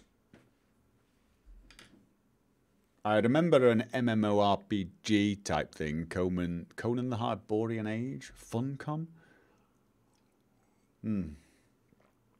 30 Days to Mars is a board game. Now, I think there's a computer version of it. Divinity. There are 2 games. Yeah, there's Divinity and Divinity Original Sin. They are different, aren't they? Hello, Zed Black Blue. Conan Exiles. I remember seeing the title. I don't know for the life of me what the hell it is. I don't. No, I know. I'm terrible. Conan Exiles.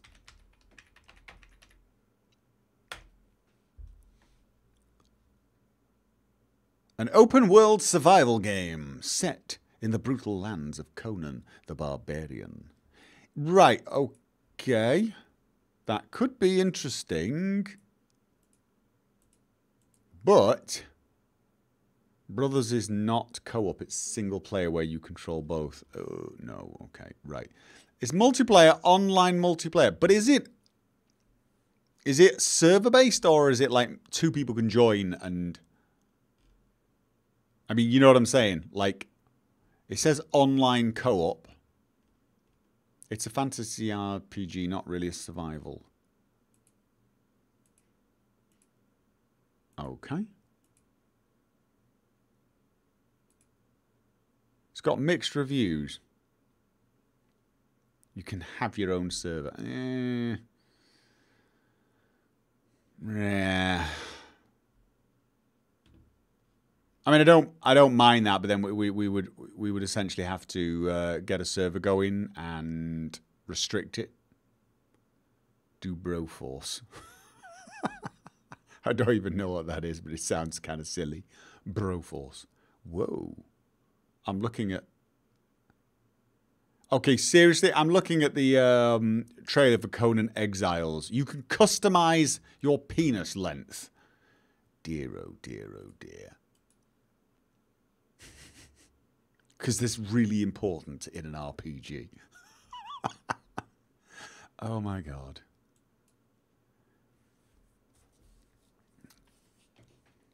Oh, 7 Days to Die is server-based as well. Oh, okay. Well, that's interesting to know.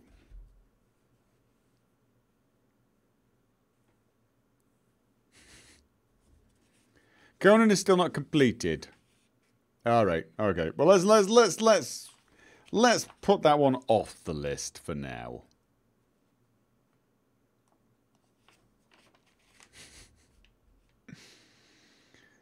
Dear, oh dear, oh dear. What a trailer. Oh, you couldn't actually see anything. They put little black boxes over everything, but you could see the black box growing and shrinking as the person moved the slider. Oh my god. Astroneer. Astroneer is something that somebody suggested earlier. Astroneer. Astroneer. Oh, we definitely want to try the underwater game. That one. The Subnautica. Multiplayer. Once the multiplayer mod is sort of a little more reliable, I think we're going to try that. Okay, Astroneer. This is an early access open world space survival. But isn't that No Man's Sky? Or is it just more fun than No Man's Sky? Astroneer boring. You know, Subnautica has a multiplayer mod. It's just not particularly well established, would be the best way to describe it. You need to compile it yourself and a few other things. But apparently it is actually really well done.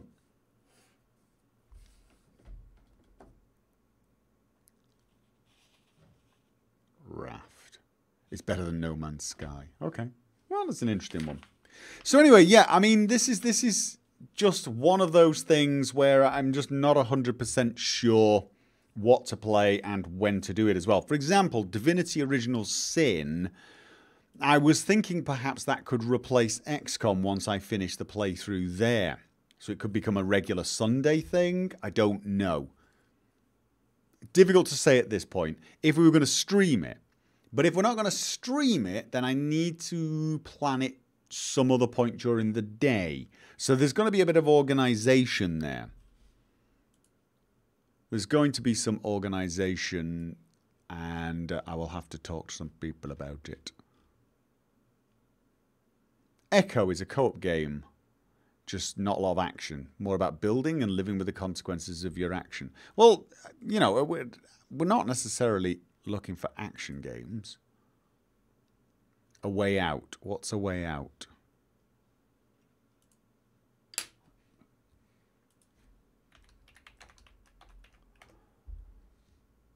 Way Out. The Way Out. I don't see it on Steam, so... Eco. Let's try Eco. Eco! Looks... sort of Minecrafty. Create a civilization capable of stopping a meteor without destroying the ecosystem in the process. That looks very Minecraft. Only, like, nicer, sort of. Like, Minecraft with rounded corners. Okay. Yeah. Co-op? Online co-op. Okay. It could be interesting. It looks like it might be a bit too early access, but, you know, hey, Forest was as well, wasn't it?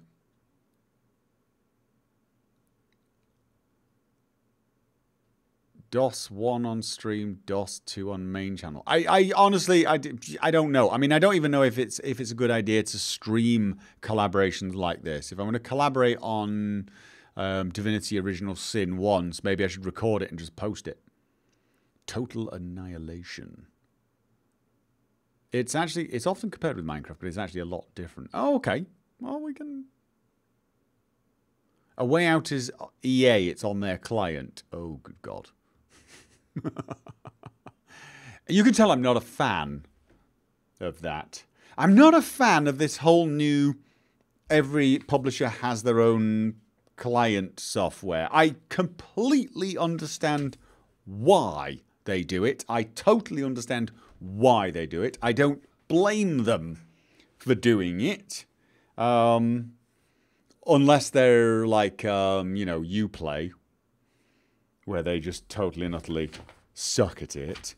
But it's just, you know, it's me not wanting to have 1,000 clients installed. But it is the future, isn't it? I'm waiting for the day we get some sort of standardized developer client protocol where you can actually have one app or one program that just logs into all the different client app products out there so that every single developer can have their own app store, they control the app store, and maybe there is even a sort of a way of having friends shared from app store to app store, but it looks more seamless to us at our end. So it would be more like using Steam, you know. I mean, if you could make it so it kind of looked like all of your games were available on one interface, but at the same time, in actual fact, all of the different publishers were using their own download service. I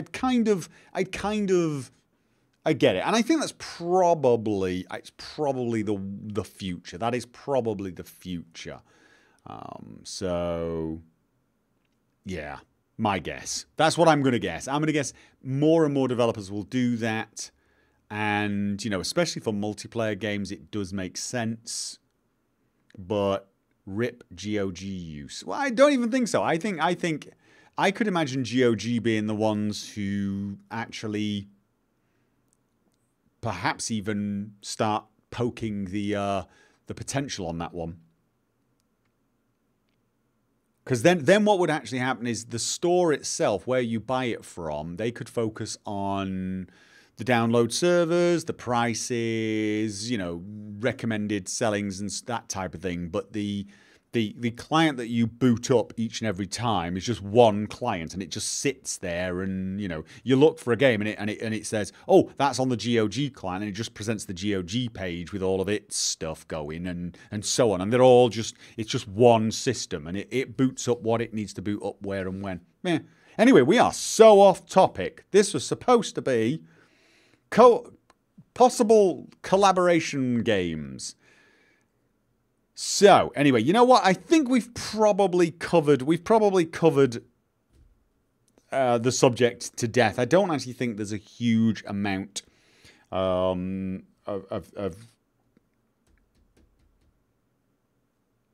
still need Uplay for Ubisoft games, even if you don't buy them via Steam. Maybe, yeah. I didn't like Uplay anyway. So anyway, back on subject. So I think the collaboration issue is pretty much laid to rest now. So we'll move on.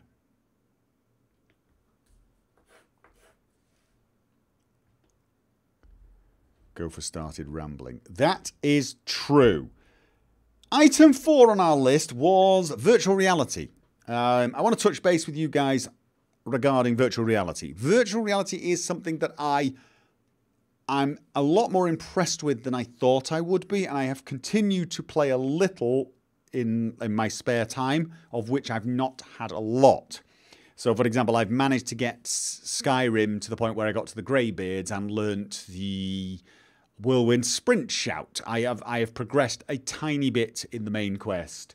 And, you know, I probably should do a new video where I discuss what I found in VR and how I am actually finding it. So, for example, the real problem I have from a nausea perspective is only with verticality now. Vertical movement bothers me. Forward and backwards, sideways movement doesn't really bother me. I can play for fairly extended periods, half an hour to an hour. Up and down, I can feel it within 15 to 20 minutes. So the climb to the throat of the world was interesting. Looked very good, looked very steep, but I did feel a little nauseous. So, but more importantly, I don't think it's a very viewable experience. I really don't. However, maybe I might consider streaming VR. I don't know how that's going to work though, because of course I can't see the chat. So again, I'm really unsure how VR is going to be a thing on my channel until VR games have come to the point where they actually have a tracking camera that is completely stable. You can play Subnautica in VR. You probably can, but again, I'm not 100% sure how that will translate to a viewable experience. So yeah, there's wireless options for both Oculus and Vive now, and there are even a lot more technologies coming out, like haptic bodysuits and things like that. They look really interesting. And they're going to be a lot of fun for people to play VR. And I think what I'm going to do is continue on with my VR logging series. So I should make another video soon about Skyrim in VR and just discuss it. But as for how and when it will appear on the channel, I can't really see it. It's not viewable, in my opinion. I would like to do a Fallout 4 playthrough in VR. I would.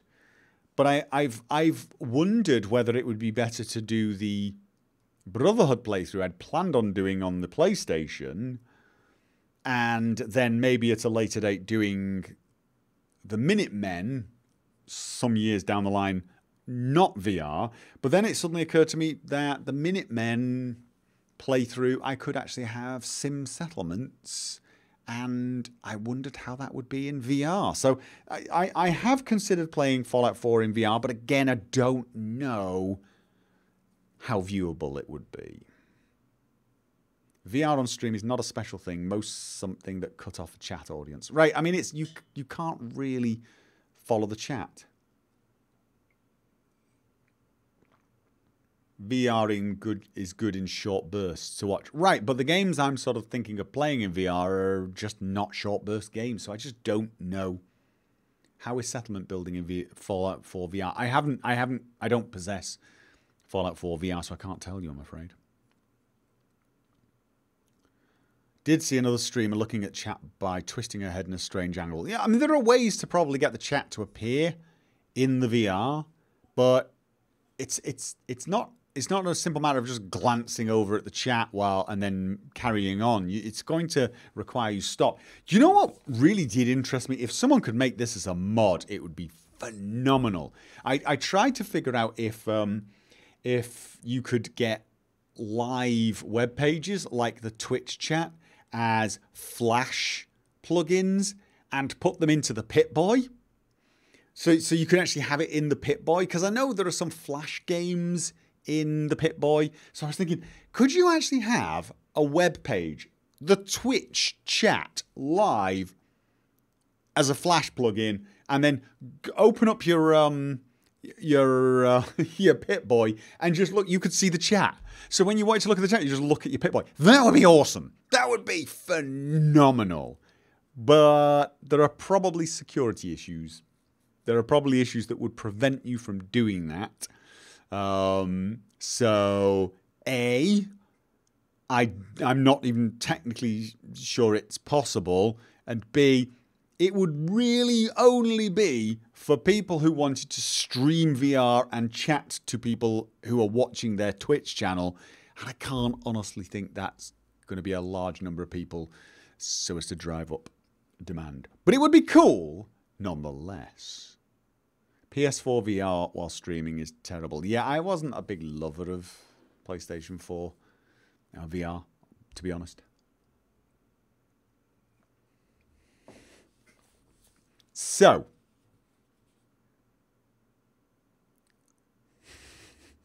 games especially designed for VR do not translate very well on a stream because they're focused on the player experience, not on the game story, engaging experience. I think a lot of it's less about the story and the engaging experience and more, you're right, it does focus on the player's experience, but the player's experience is often, oh my God, I can pick this rock up.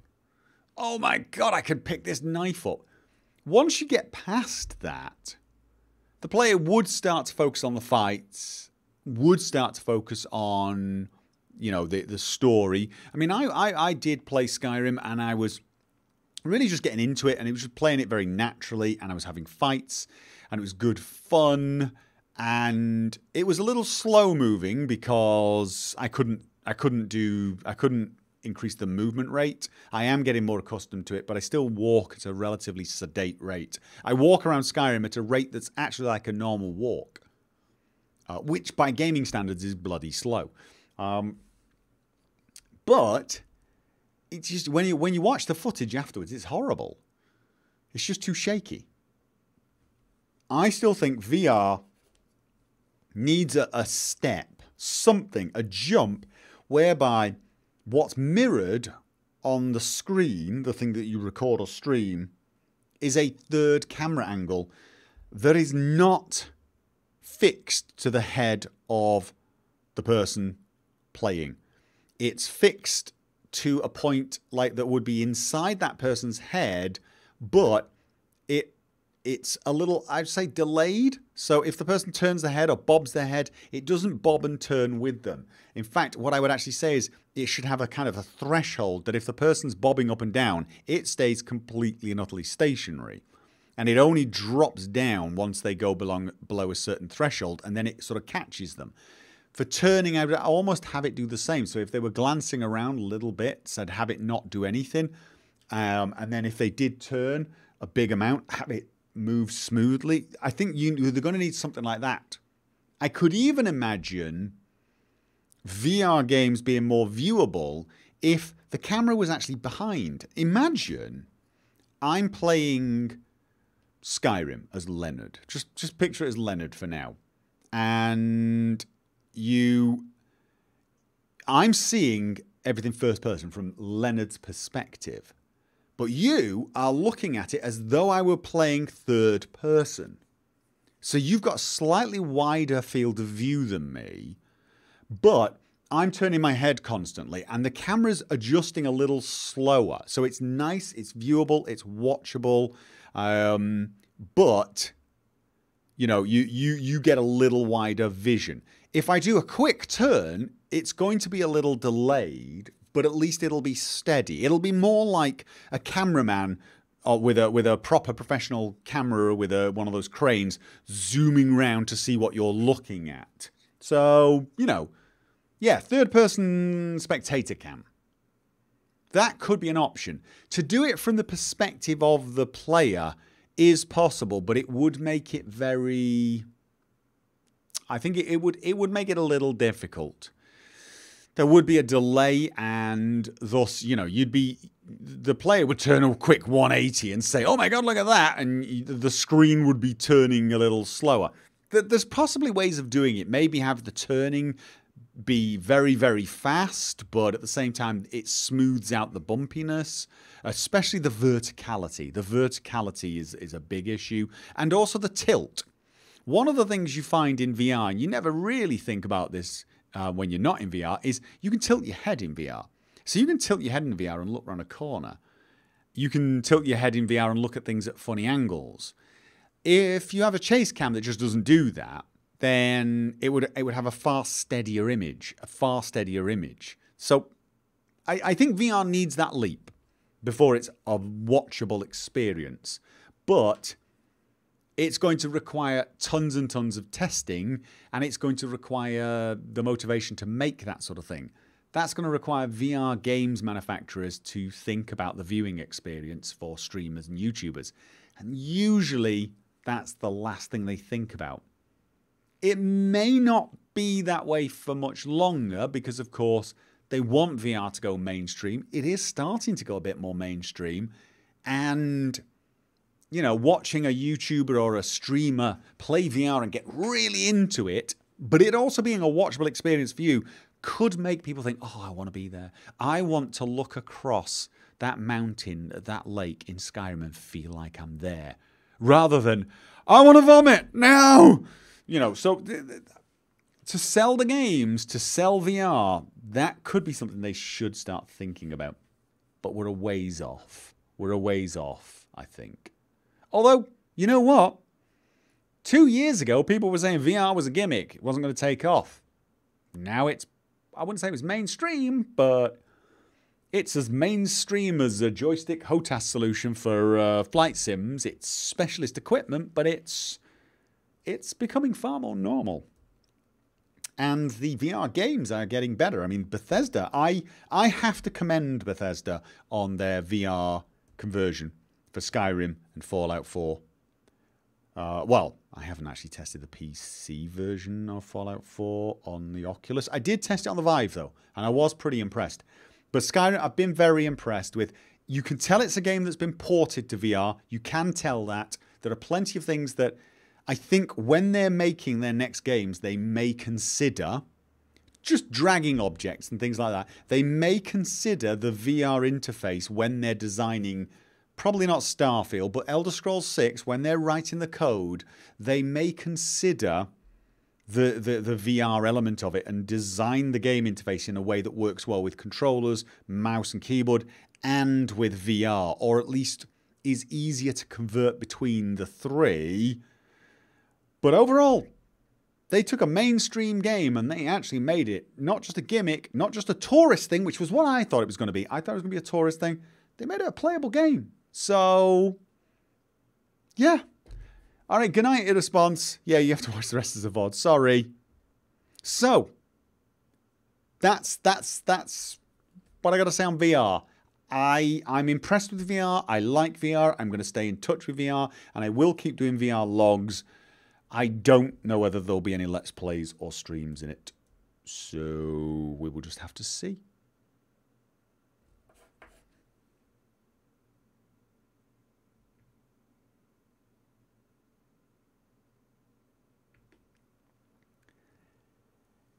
Next item is one we've added at the last second, and that is 1440p.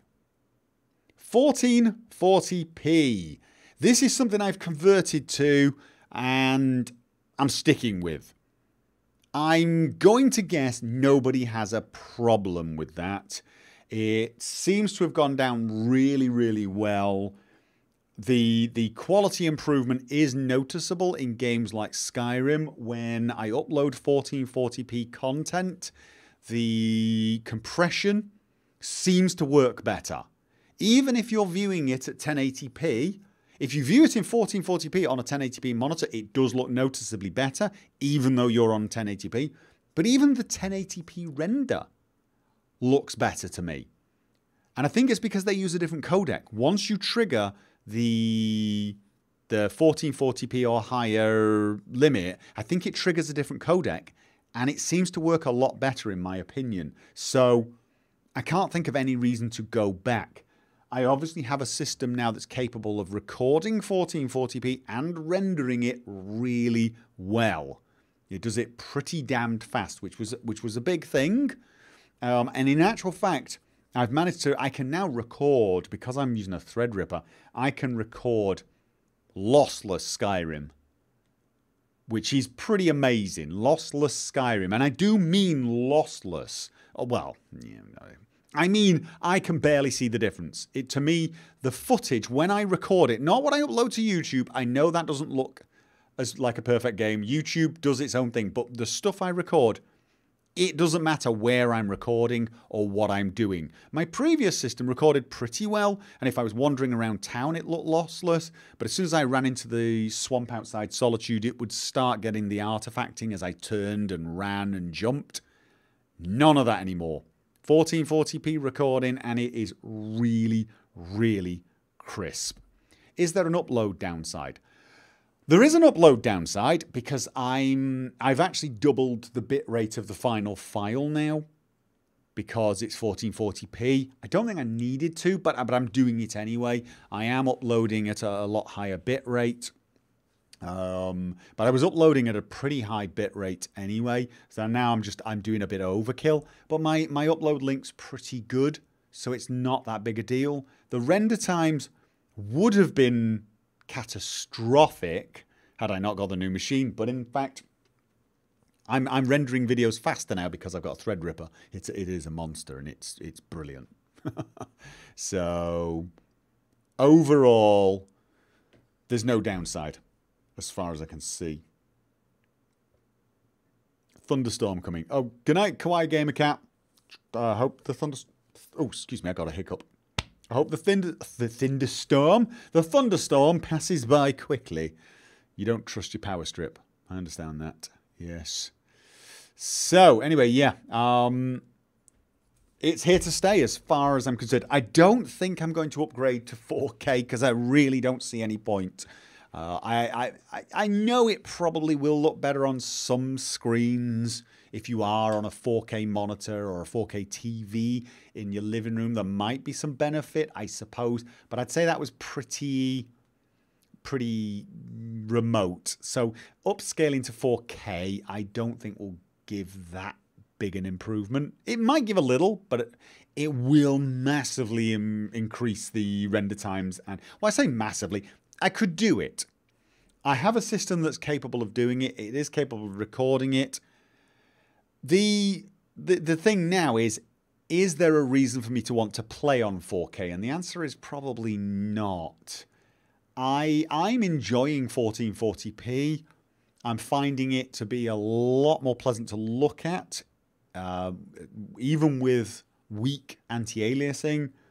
So honestly, I think I'm going to wait until 4K is something that is absolutely noticeable. It is something that really, you look at it and you think, that game looks better in 4K massively. And I have a system that can run something in 4K with all the bells and whistles and keep 60 frames a second. And I have to say, that's going to be, that's going to be one hell of a machine. I mean, I've got a 1080 Ti here. I actually think it would struggle on some titles to hit 60 frames a second on 4K. So, in fact, there are titles where I have to drop things down even now, and that's on 1440p. So, I'm worried about the time you have to pass alongside recording. Don't know what that means, I'm sorry.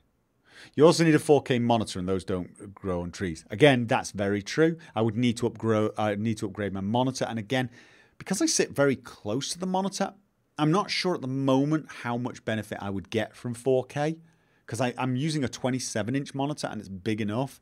I probably have to go up to, 32 to really appreciate 4K. Or with a 4K monitor that was 27-inch, I suppose, I would pretty much be able to turn off anti-aliasing, or use the really weak source post-processed anti-aliasing and have it look gorgeous. So I can see the benefits. I just don't think they're worth the costs. And there will be horrible costs. My 1080 Ti averages 72 frames per second and dips to like 62 in Witcher 3. It's still intensive. Right, this is at 4K. Yeah, I mean, I bet you can do it. I bet you could do it. It's just overall, at the moment, I'm not. I've got the system now. I've got the capture card that can handle it. I've got a render rig that can absolutely handle it. It's more than capable of doing it. It's now my gaming rig. It's now, do I want to upgrade the gaming rig? I probably would need a slightly better CPU. Actually, I don't know whether I would. It's odd. This CPU is old. It's an i7. It's the 4000 series, but it seems pretty good for most games. Yeah. Anyway, so there you go. 1440p. Here to stay.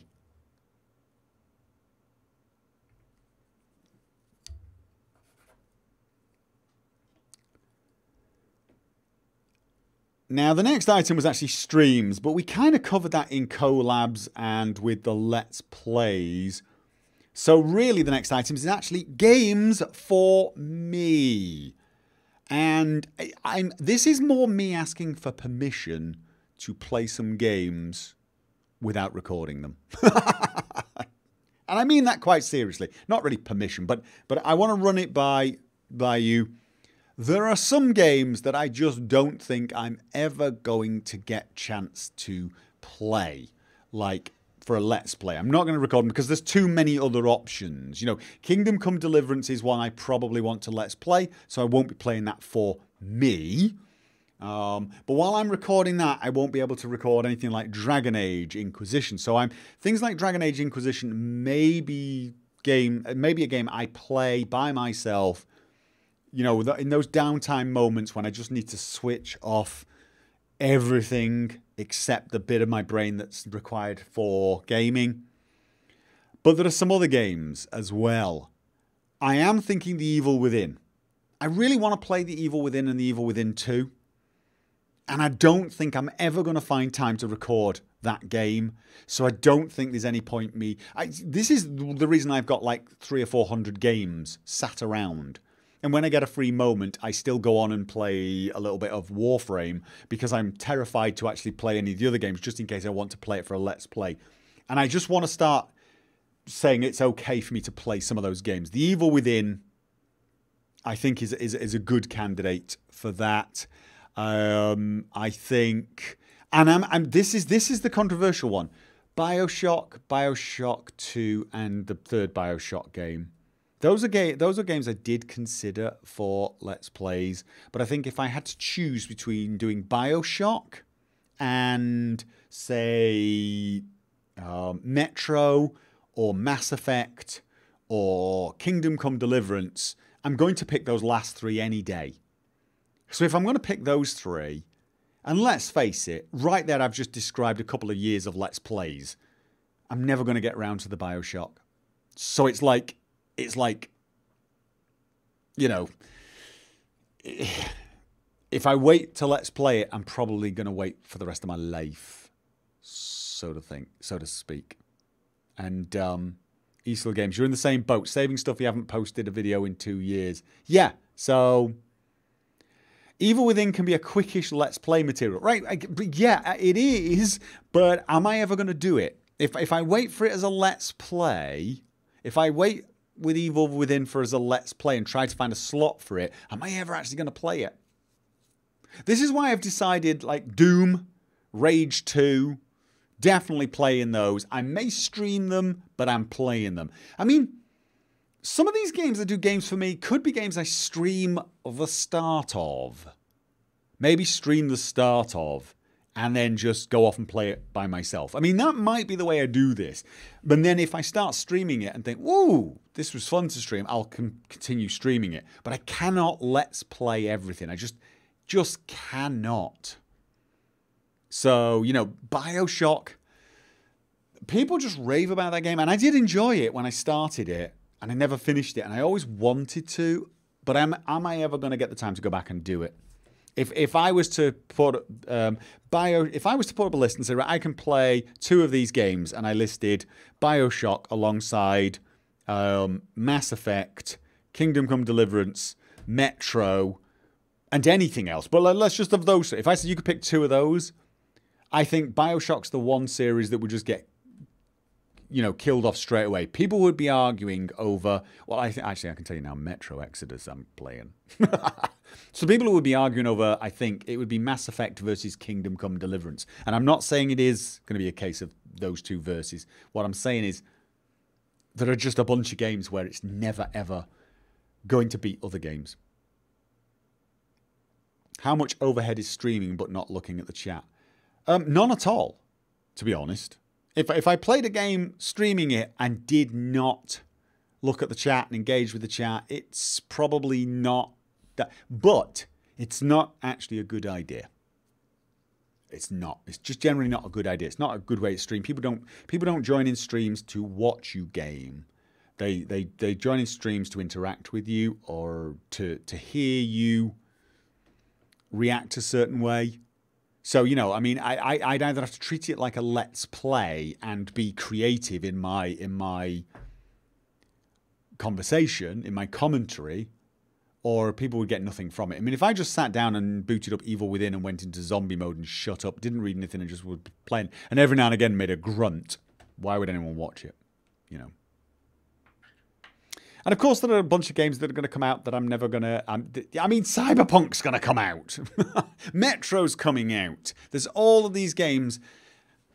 And, you know, by the time I've played... Let's think of things like this. Cyberpunk's probably going to come out in, what, a year, maybe 2 years? What have I got to play before then? Well, I've got Skyrim. Potential for Fallout...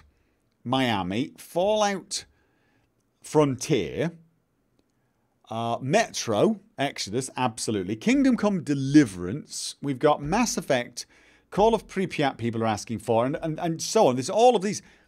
Am I going to finish all of those before we get to Cyberpunk? Not a chance. And then we're also going to have, I reckon, that about the same time, we're going to have Starfield. Just, you know... Play for yourself, maybe release lengthier reviews, maybe, yeah. I mean, but what I'm thinking about here is, for some of them, I'm not even going to record. I'm just going to be, maybe more streaming. Well, just streaming does take it out of you. I can't I can't explain it. But me and Shay cracked jokes about this. When we were playing the forest, every single time he was like saying goodbye at the end of the stream, he'd finish the time and he'd end it and he'd mute us and he'd go, "Oh, we're off." And I'd do this. I go, "Oh." I can't explain it. You don't even realize you're doing it until you hit the off button. You don't even know you're doing it. Then you press the button and you slump in your chair. You just slump in your chair. It's so much mental energy. So even streaming, there are just times when I want to boot up 20 minutes. I was playing Civilization like that. It was like, oh, I've got half an hour to spare. I'm just going to boot and play half an hour of Civilization 6. The problem with that game is I had to delete it because 6 hours later, I'm sat there going, my bladder's exploding and I need to go to bed. It's, oh my God, I got to get up and get the kids. It was like that. I had to delete the game. I had to. I love Civilization, but I had to. I need games where I can just log on for 20 minutes and then just press the escape button. Like when something happens, one of the kids is doing something, press the escape button, wander off for an hour, fix something, come back, and then just carry on playing or something. That's kind of what I do with Warframe at the moment. Sometimes if you're a Warframe player and you see me in the guild chat and I'm not responding, it's probably I'm not there. I'm logged in, but I'm not there. So, yeah. It's been the same since Civ 2. I think it's been the same since Civ 1, to be honest. So anyway, yeah, that's really, I guess this was just me saying, look, there are some games I'm probably going to put in the heap of I won't be playing them. What I may do is do reviews, or I may just tell you, all right, I've just finished such and such a game, so that you know there's not going to be a blind Let's Play coming. So, Civ is good for streaming and interactive with stream. That is something I did think about. I gotta be honest. Civ is the sort of game where, yeah, there is some potential for it. But those would be long streams. They would be really long. You'd have to set it as a small world, fast timeline. It would depend on how long you wanted if you wanted it to be a multi-part series. But, you know, God, Civ is one of those games. I love the game, but oh my God. Right, okay, so that's the games for me.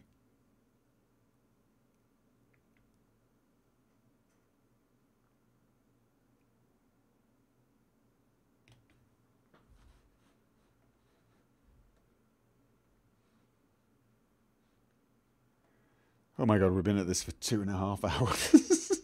I'm sorry, guys. I take way too long to do everything. Right, next item on the list is Minecraft and Minionland. And I don't know how many of you actually play Minecraft or on the server, but if you are, there is some sort of news I have to tell you there.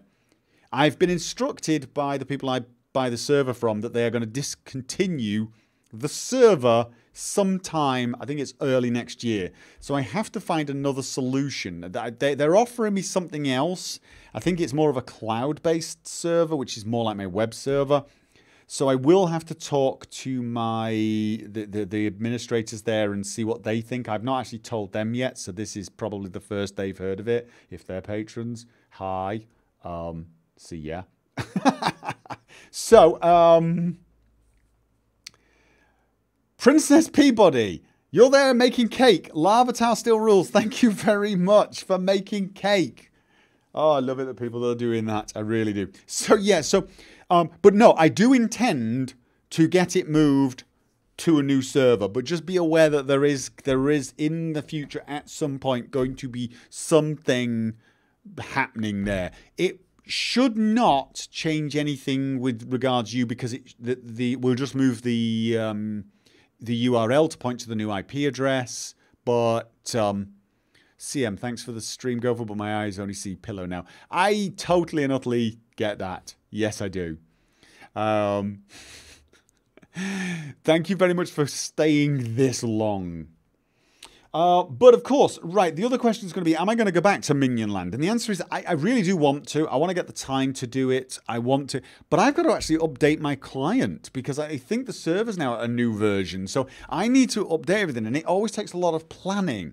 And so whenever I get these free moments and I think, oh, I'll log into Minionland, I remember, oh, you haven't updated it. So then I'm putting notes saying update Minecraft, and then I never get round to doing it. And then it's been so long now, probably all the shaders have stopped working and so on. So it's kind of like I'm behind. I'm lagging behind, and so it's very hard to be spontaneous. So I have to make some sort of plan for it, and there's just been so much going on all the time. There's so much, and I get so little time to do these sort of things. So, but if I can get that sorted, if I can get my client sorted, I do want to visit again, maybe for a stream, and I am going to cheat this time. I've given up with the whole I need to travel there to see everything because it does take too long. That was my original thought was you guys were going to make stuff and I was going to travel around the land exploring the great things you guys had made, but there were a couple of problems with that. One, every time I logged in and did that, I'd be surrounded by people, which was fine, but it made it very difficult to see anything. I just had like facefuls of people. But the second thing is, it just took too long to get anywhere. So I'm going to be doing flying and teleporting, basically, I think.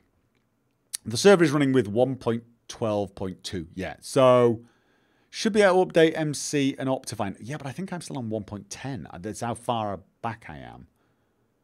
So, yeah. But when I get it updated, if I get it working, which I hope I'll get it working, I will try and log on and come and see some of the things you guys have created. Because every time I go there, I see so many things that are just incredible. A lot of the builds are better seen from up high anyway. I can believe that. I can absolutely believe that to get the real effect. But I have to say, there's a little side of me likes discovering things like that from the explorer's point of view. You know, like just that pyramid someone built. To discover that, walking along and have it just appear over the horizon and slowly, you know, you realize what you're looking at. Or the dragon, the person who built that dragon statue on a mountain, the dragon statue that was bigger than a mountain. I mean, to discover that, even if you knew it was coming, to head off towards it and see it come into view, that would be incredible. Whereas flying over it, you can see other aspects of it, but I think sometimes you lose some of that, that reveal moment. But it's one of those things that I have to accept that I really have no choice. If I want to see even 1% of what you guys have built, I am going to need to just don't stream your journey. I might not. I might actually record the journey. That way nobody knows I'm doing it. And I can even log in completely anonymously. The only problem there is, generally speaking, it's nice to have a guide. So what I would need to do is talk to one of the moderators who has, you know, god powers and get a list of places they think I should visit and then just have them take me around to visit them and I can record them while no one knows. So I need the minimap mod. Yeah, I mean, this is it. I might maybe what I should actually do is get some mods installed, maybe get a few people who know what's going on and just get them to do a quick tour and don't announce it so that we don't get swamped, so you can sort of see these things in their natural element.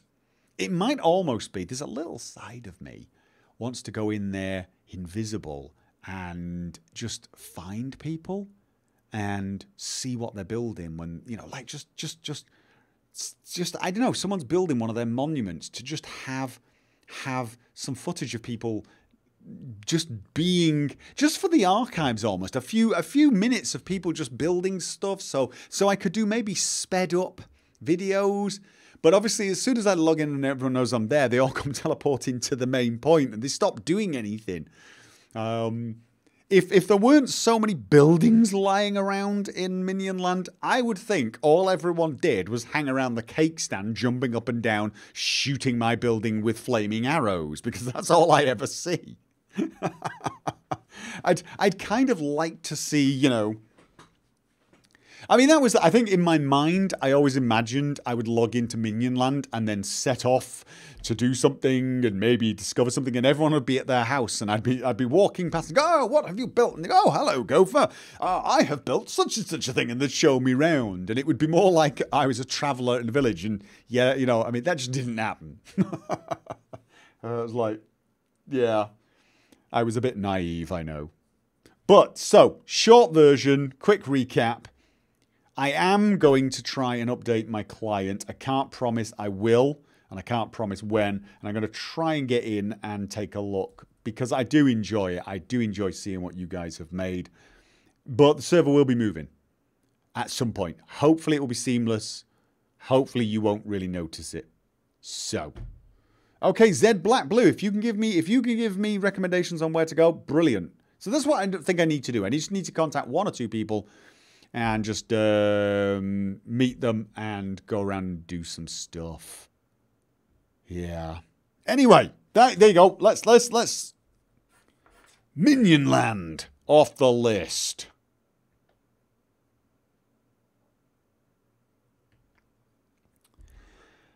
Okay then. Right, next thing on the list, t-shirts and merchandise. So, this will be a fast one. We are absolutely constantly thinking of new ideas, new designs, because there's just so many things people have asked for. And, you know, I don't think I can release a single Let's Play without someone going, okay, I need that on a t-shirt.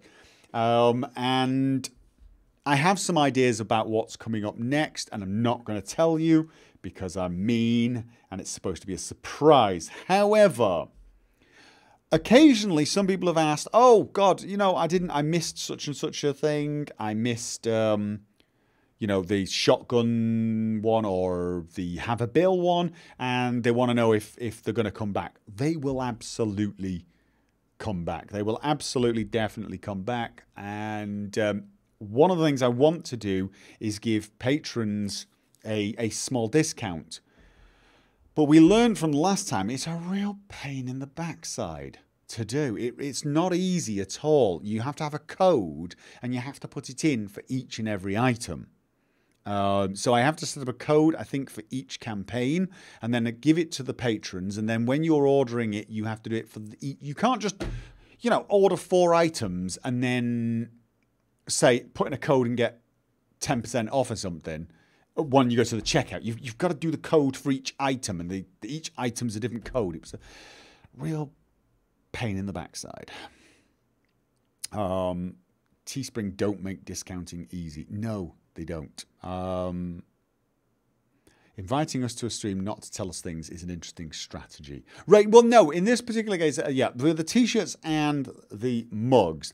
What I'm looking for from you guys are more, not suggestions on what the designs are, but on some of the logistics. So like someone just said, just rotate the stock with old and new designs. That I'm going to do.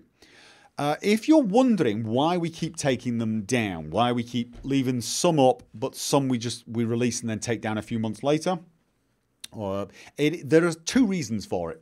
The first one, that is actually how they suggest you do it. Apparently that works better. So, you know, people respond to those things more. But you know me, I'm pretty bad at this sort of thing. And you've already noticed there are at least, 6 items that have just never been removed. So it really isn't that with me. With me, I just don't like a messy store. And Teespring and pretty much every merchandise store we have is messy because they just dump it on a storefront. What I would really like to see with Teesprings is the ability to have a store and you go in and you select t-shirts and it gives you all the t-shirts designs or mugs, or better still, you know, it gives you the campaigns. So you just, I could have like 8 or maybe even 12. Here's the thing. I originally said 8 items because 8 items looks good on a 1080p screen.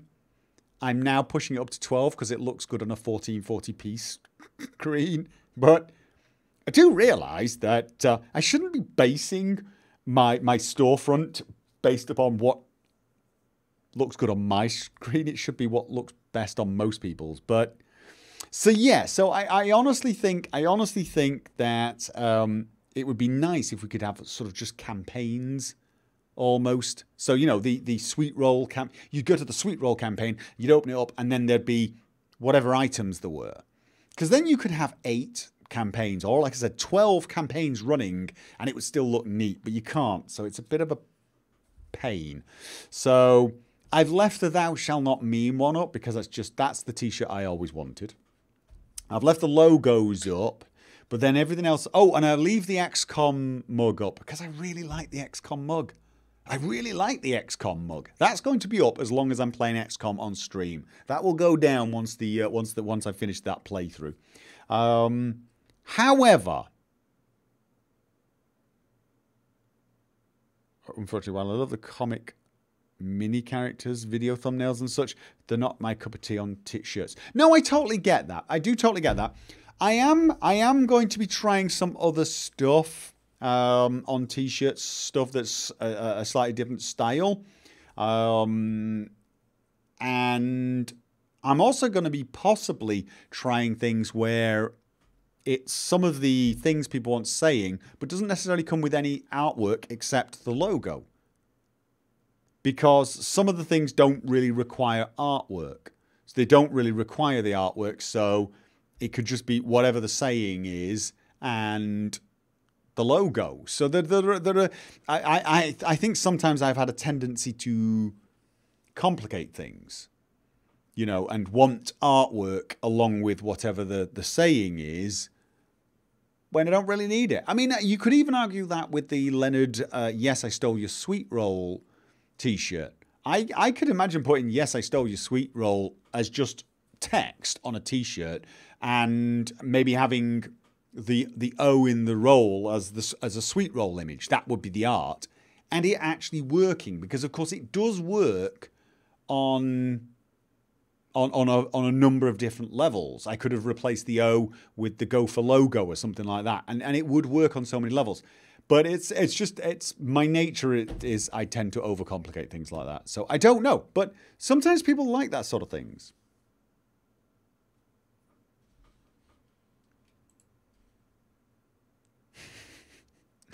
Which designs have stole the? Which designs have sold the best? Oh, shotgun, hands down, shotgun. Much to my dismay, it's a terrible message. Oh dear.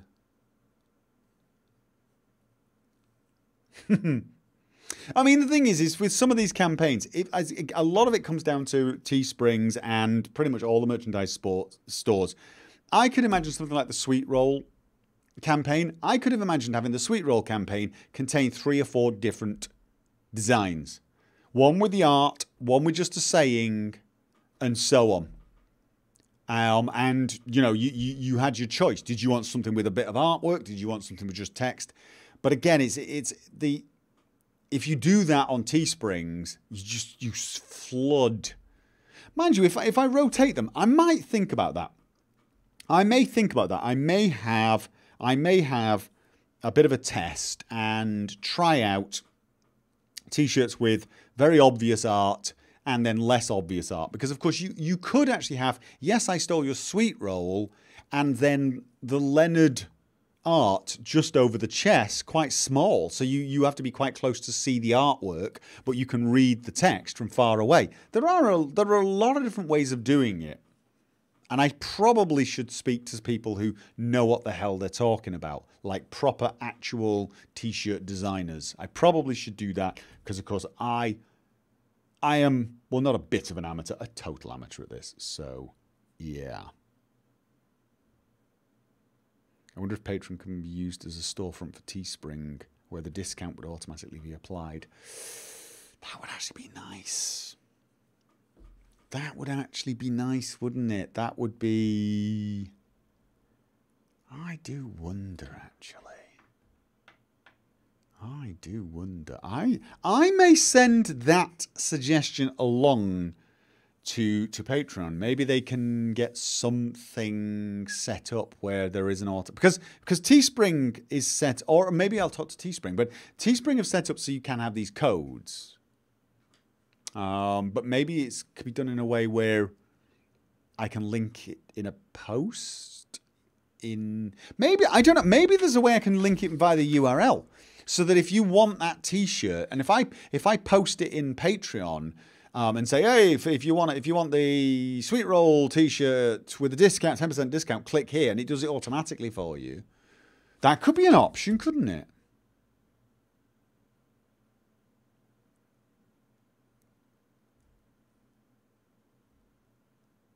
For cup, artwork works very well. For T-shirt, not that well. Personal opinion there, of course. No, of course, everything is very personal. Some of these, I like some of the T-shirts because they are very bright. Like the Happy Saturalia one was very bright and happy, and my kids loved it. You know, so... But yeah, no, it's... And then, for example, sometimes a simpler design's better. The Vigilo Gopher XCOM logo... I actually wonder if that would look good on a T-shirt, either just the full logo, full size on the front, or as over the breast, just as a small logo, because it's actually a really nice design almost. So, you know, sometimes it's simpler ones. Mouse pads. They don't sell mouse pads, but that's actually a really good idea. For Patreon, a signature one. Not even sure how that would work, and I'm not sure how we can restrict it to patrons only. I did think of patron only T-shirts. I did. I know I actually said that I was never going to restrict content for non-patrons, which I still want to. I don't want to restrict content, but by that I obviously meant videos and other such things like that. A T-shirt that, you know, had something very special on it, something a little different, that I think would come outside. But I just don't know how you would do it, because all of these things are actually publicly available if you get the URL. So I don't know. I'll think about that as well. I will think about that as well. I'm not sure about me signing things though. That feels a little strange. Just, yeah. Besides, my handwriting sucks. It really is bad. So yeah, anyway, okay, so I will think about that. I will think about that. And do know the T-shirt situation is very much a work in progress. So I actually enjoy it. I do. I can't explain it. I kind of enjoy trying to come up with these ideas. I loved making the Rock of Doom one, for example. Really liked that one. The Rock of Doom is one of my favourites. It was fun to make. But anyway, so yes, that's the T-shirts and merchandise item out of the way. Oh my God, it's 3 hours almost.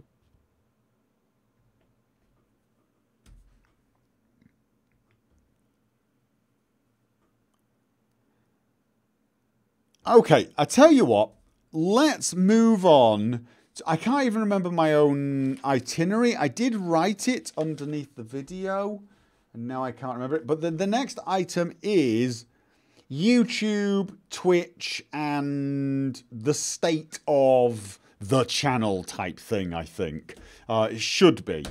I've left this to the end because obviously it's going to involve me thanking you guys, and I thought this was a good way to end.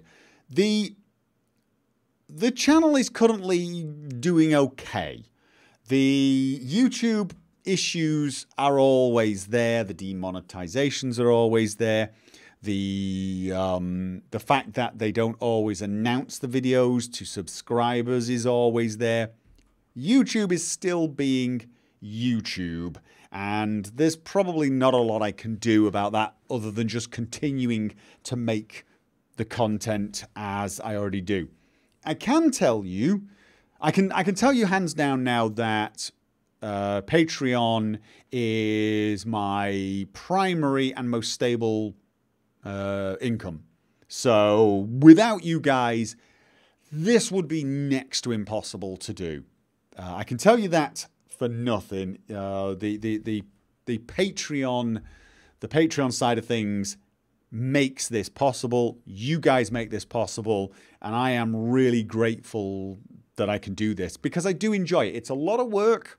I mean, you know, people don't realize that I am working many, many hours, but I enjoy working many, many hours. And the reason I'm working many, many hours is because I keep wanting to get up and do things. It's not like, oh God, I gotta do this. It's more a matter of, no, I want to make that video as well. And I'm trying to squeeze hours out of every, you know, I'm trying to create time so I can do more because I love doing it. But, you know, you guys make this possible. So a big thanks for that. YouTube itself, they are trying, I think. They are trying.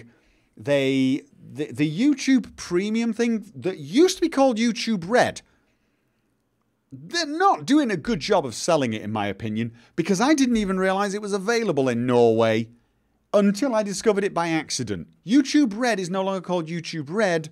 YouTube Red is called YouTube Premium, probably because somebody poked them and said, do you guys know what RedTube is? Or something like that. But they've renamed it to YouTube Premium. And it is essentially treating YouTube the way you treat Netflix. You pay $10 a month and you get access to YouTube content without adverts, and you get some special content. Now, the without adverts is nice. I will admit, I am enjoying being able to get the content I watch without getting adverts. But by far, the biggest benefit for me when using YouTube Premium is the fact that the YouTube app that comes on my phone now will allow me to download things to watch, like in the car when I went to... I went away for a weekend and I took a lot of videos so I could watch them in the car, or actually, no, more importantly, listen to them in the car. Because the YouTube app for my phone, what it will actually do is it will switch off the feed if I close the case. So if or if I open another app, if I'm doing anything else, the YouTube video will pause, or at least it did until I got YouTube Premium. With YouTube Premium, I could actually go training and listen to things, because a lot of the stuff I consume is almost not podcast form, but very much you listen to it and then occasionally open the phone up and look at it to see what the hell they're talking about. And I can do that, and I love that. But I can also download stuff onto the phone and then go out. I can go, you know, if I've got to go somewhere, pick up the kids, or like, for example, the other day I took my kid to gymnastics, and while she was off training for an hour and a half, I could catch up on a few videos that I had been unable to watch. Loved it. Brilliant. But I only know it because I discovered it by accident, which is really, really, really weird. So... Did Gopher just call YouTube RedTube? Oh boy, that's something very different. That's kind of the point. That's kind of what I'm saying. That was probably why they changed the name. So yeah, overall, I think YouTube Premium is a good thing, not just for me as a consumer, as I do enjoy using it, but also me as a content provider. I can tell you now, I get about... of the money I get from YouTube, about 1/3 of it is from YouTube Premium. 1/3 of it. So, and I don't think 1/3 of the people watching YouTube are on YouTube Premium. So it does show you that for every view I get from YouTube Premium, I am probably making a lot more money from that one view than I would from a lot of views where people are watching ads. YouTube Premium is making YouTube and the content creators like me more money than the adverts. And I think that's a good thing, because I think adverts are a really shaky form of income for something like YouTube. I really do. I think one of the great things about Netflix is you pay a fee and then you can watch what you want. You don't have to worry about adverts, although apparently they've started running... Was it Amazon? I can't remember. One of them started running... They're not adverts exactly. They're recommended videos for you to watch in the middle of another video, which is an advert. I don't know why they don't think that's an advert. But for YouTube to go that route, I think is a great idea. You might think to yourself, well, but it's all amateur content, which is true. Or it's not all amateur content, but you know what I mean. It's not like Netflix does high quality production value stuff, but I actually consume more stuff on YouTube. I really do. So to me, this is the way to go. I'm glad they're doing this because I think for someone like me who makes content, this is going to be more stable. It will mean they are more immune to drama. They're going to be a lot more immune to the PewDiePie dramas where all of the advertisers pull out if they're getting a core amount of their revenue from subscriptions. So now, there is also something new, and this is kind of what I really wanted to before I went on a sales pitch for YouTube Premium, what I really wanted to talk about was YouTube membership. Now, YouTube membership is something different. You probably will notice it on my channel now. It's kind of like subscription on Twitch. You can join a channel, like my channel for example, and become a member, and you get a little icon or badge after your name when you type a comment. I don't know if it gives you an ad-free experience on that channel. I don't actually know if it does. So, but beyond that, it doesn't give you a lot else other than some emotes potentially. It's pretty much the same as Twitch subscription, except you do get slightly more of the share with YouTube than you do with Twitch. Twitch take about 50%, YouTube took about a third of it, but you don't get any specific things like the Twitch subscription, but you do get badges and you are supporting the content creator. It's, I think, it's more of a voluntary thing. Let's have a look. Amazon does the same. Cable and paid streaming, I think, shouldn't advertise. Yeah, oh, right, God, it's such a delay. Yeah, no, totally. I mean, when you get YouTube Premium, you don't get adverts, but apparently on Netflix, they did start running those things. I don't know what it was. But, what cut do I get from YouTube subscriptions? I presume Patreon is much better from your perspective. Oh, yeah. Patreon is a far better split for the content creator, definitely. But at the same time, I'm one of these people I'm not too worried if people would prefer to do... I mean, I'm worried. People want to throw money at me. Why would I worry? But if people would rather go the YouTube membership route, because they do get a little icon on their name when they comment, I get that. I understand that. You want something a little different, a badge. Who doesn't like a badge? I get it. And if you'd rather do that than Patreon, I totally get it. And you know what? You're kind of supporting YouTube at the same time, and I think that's a good thing. I think supporting YouTube so they don't have to rely on ads is actually going to be healthy for all of your content creators as well. This is why, I mean, obviously YouTube Premium is good for YouTube and is good for the content creators, but so is YouTube membership. Really, when it comes down to it, YouTube Premium will get you the ad-free experience and the downloadable content, which is nice, it's convenient. But of course, most of you know you can probably use lots of third-party pieces of software to achieve something similar anyway if you really wanted to. So the big reason for joining YouTube Premium is you want to support YouTube and the content creators. YouTube membership is just a way of, I'd say, you know, supporting them more and also having some visual recognition like this badge when you post on their channels. So it's there, it's an option. If you'd rather do that than Patreon, I totally understand. It's got a badge. But, you know, You guys already do way more for me than I can possibly say thank you enough for. So, you know, it's kind of up to you. I'm good with Patreon. Yeah, no, I totally get it. My only, not worry, my only regret with Patreon is you don't get the instantaneous recognition of Twitch subscribers or YouTube members. The badge. You don't get the badge. And I know it's daft. I know it's daft. I know it's stupid. But I kind of wish you could. I wish all of these things integrated somehow. You know, when you go to Discord, if you're a Twitch subscriber, you can join a certain channel, but I think it also changes your name color so people can see that you're a Twitch subscriber, and they can also see if you're a patron and so on. I kind of like that. I like badges. Just there you go. So that's that. Overall, YouTube's issues do seem to be settling, but they you know, they're it's not as healthy as it used to be.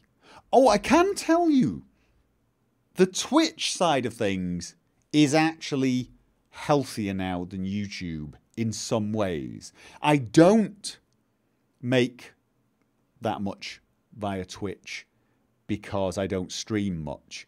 But when you actually look at how much I stream versus how much I make videos, there is a really good argument that I would actually be better off if I did nothing but stream rather than make videos. That is not going to happen because whilst I do enjoy streaming, I enjoy making videos more. I enjoy the Leonard playthrough type content way more than... I mean, I enjoy XCOM too. I enjoy streaming it, but I just enjoy making the content that requires I edit it and requires not live. So it's not going to happen. I'm not going to suddenly switch to Twitch. But the Twitch side of things, it's actually, they've got their act together. Twitch have really pulled out all the stops. They've stopped trying to rely on adverts, although they've done something weird recently with the Twitch Prime thing, which I don't like. I'm not totally sure how much money Twitch make via adverts. But I mean, I can tell you on my channel, it's negligible. It's like a couple of dollars a month sort of thing. It's really nothing. If I were Twitch, I would not even remotely care about adverts anymore because they've really started integrating things like the bits, the donations, the subscriptions. They've really started working that side of things. And I think that's a much healthier way to do things because they are engaging the audience and making the audience want to support them and the content creators rather than just giving them adverts for random things that nobody wants. So there you go. That is the state of the channel in YouTube and Twitch. Not bad. Healthy. The views are down. The views are way down from the Fallout 4 period. Fallout 4 was the peak. Everything went massively up during Fallout 4, and it's been petering off ever since. I knew this was going to happen, and it happened with Skyrim. It went up, and then it went down and down and down and down and down, and then Fallout 4 it jumped, and then it's gone down and down and down. My guess is the next moddable game, something like Starfield, or of course Elder Scrolls 6, it'll go up again and it'll come down and down and down and down. So, but as I've said, Patreon really does stabilize me because when it comes down to it, it is the stable part of this business for me. So thank you very much. You guys are why I can do this. You guys are why I get to do a job I love doing. So I cannot thank you enough for that. And I'm not sure we've got anything else to discuss. And seeing as everyone's leaving now, like people are like, I'm falling asleep. I gotta go. And oh god, we have 3 hours. We just hit 3 hours. 3 hours. This was going to be an hour-long stream. Okay. Oh dear, oh dear, oh dear. Hopefully Cyberpunk is another big jump. It might be. I think what it does, it's dipped now, but it looks like it's steadying. It's steadying, so I'm at the point I will be at until we get the next boost. So I think that's just how it is.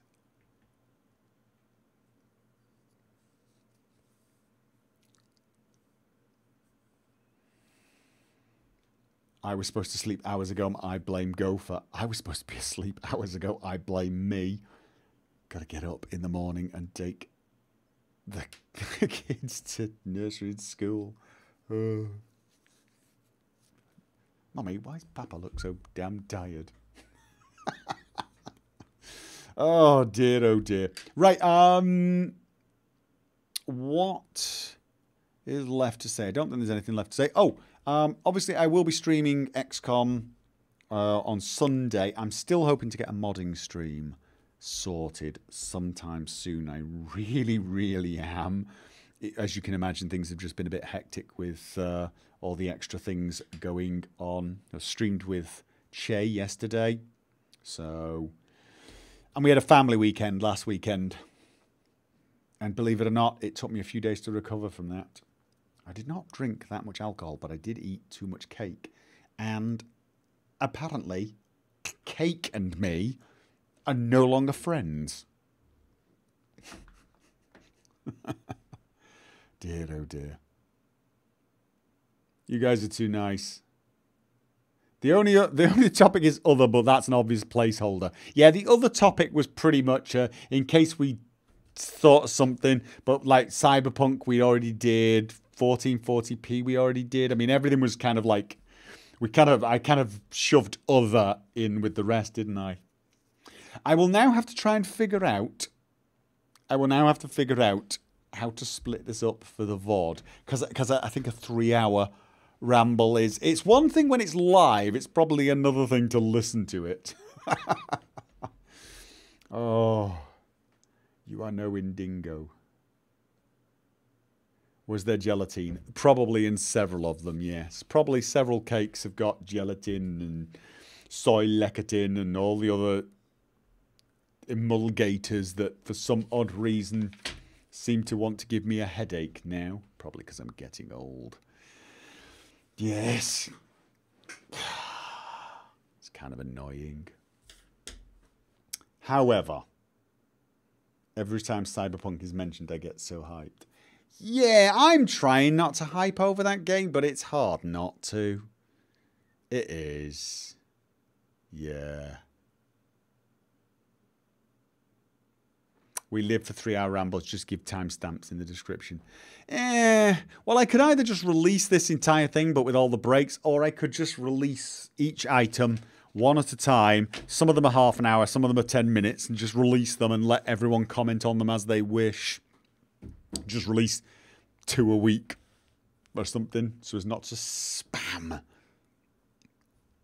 3-hour live stream doesn't mean 3-hour editing. No, it actually won't. I have stopped and started the recordings during all of the items. So I have 9 items, 9 separate files.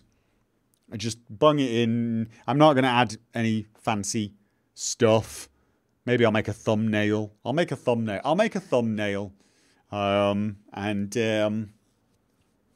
I'll release it as a playlist of 9 videos, and then people can just comment on each one. So there was the clever way of doing it, you see. Clever way of doing it. Go to bed. Yeah, I am going to. But so what I've essentially been doing is, as you probably heard me pause every now and again between each item. That was me stopping the, I was pausing so I could stop the recording and then start it again, so I've got natural breaks so I know where they are, so the editing process is easy. The only one that's worrying me is item 2, which I believe is the blind Let's Plays one, and that's a 45-minute item. Well, they're getting a 45-minute video. People are not going to believe this. When you cut it up into small pieces and one of them's 44 bloody minutes? Oh well. They'll live. People will live. Anyway, Thank you for joining me, guys. I will see you guys around. I will try to make the next chat make it sooner rather than later. I think it's nice to do this and get some feedback. To get a lot of this, I do appreciate you guys giving me permission to play some games for myself. I know that sounds sad. I know that sounds silly. But there are some games I just like to play and turn my brain off and just not do anything. But I always feel guilty. I really do. That is weird, I know, but I do. So thank you for that. Yes. Anyway, I'm going before I start getting messages on Skype saying, go to bed! Caps lock with an Australian accent. All right, guys. Good night.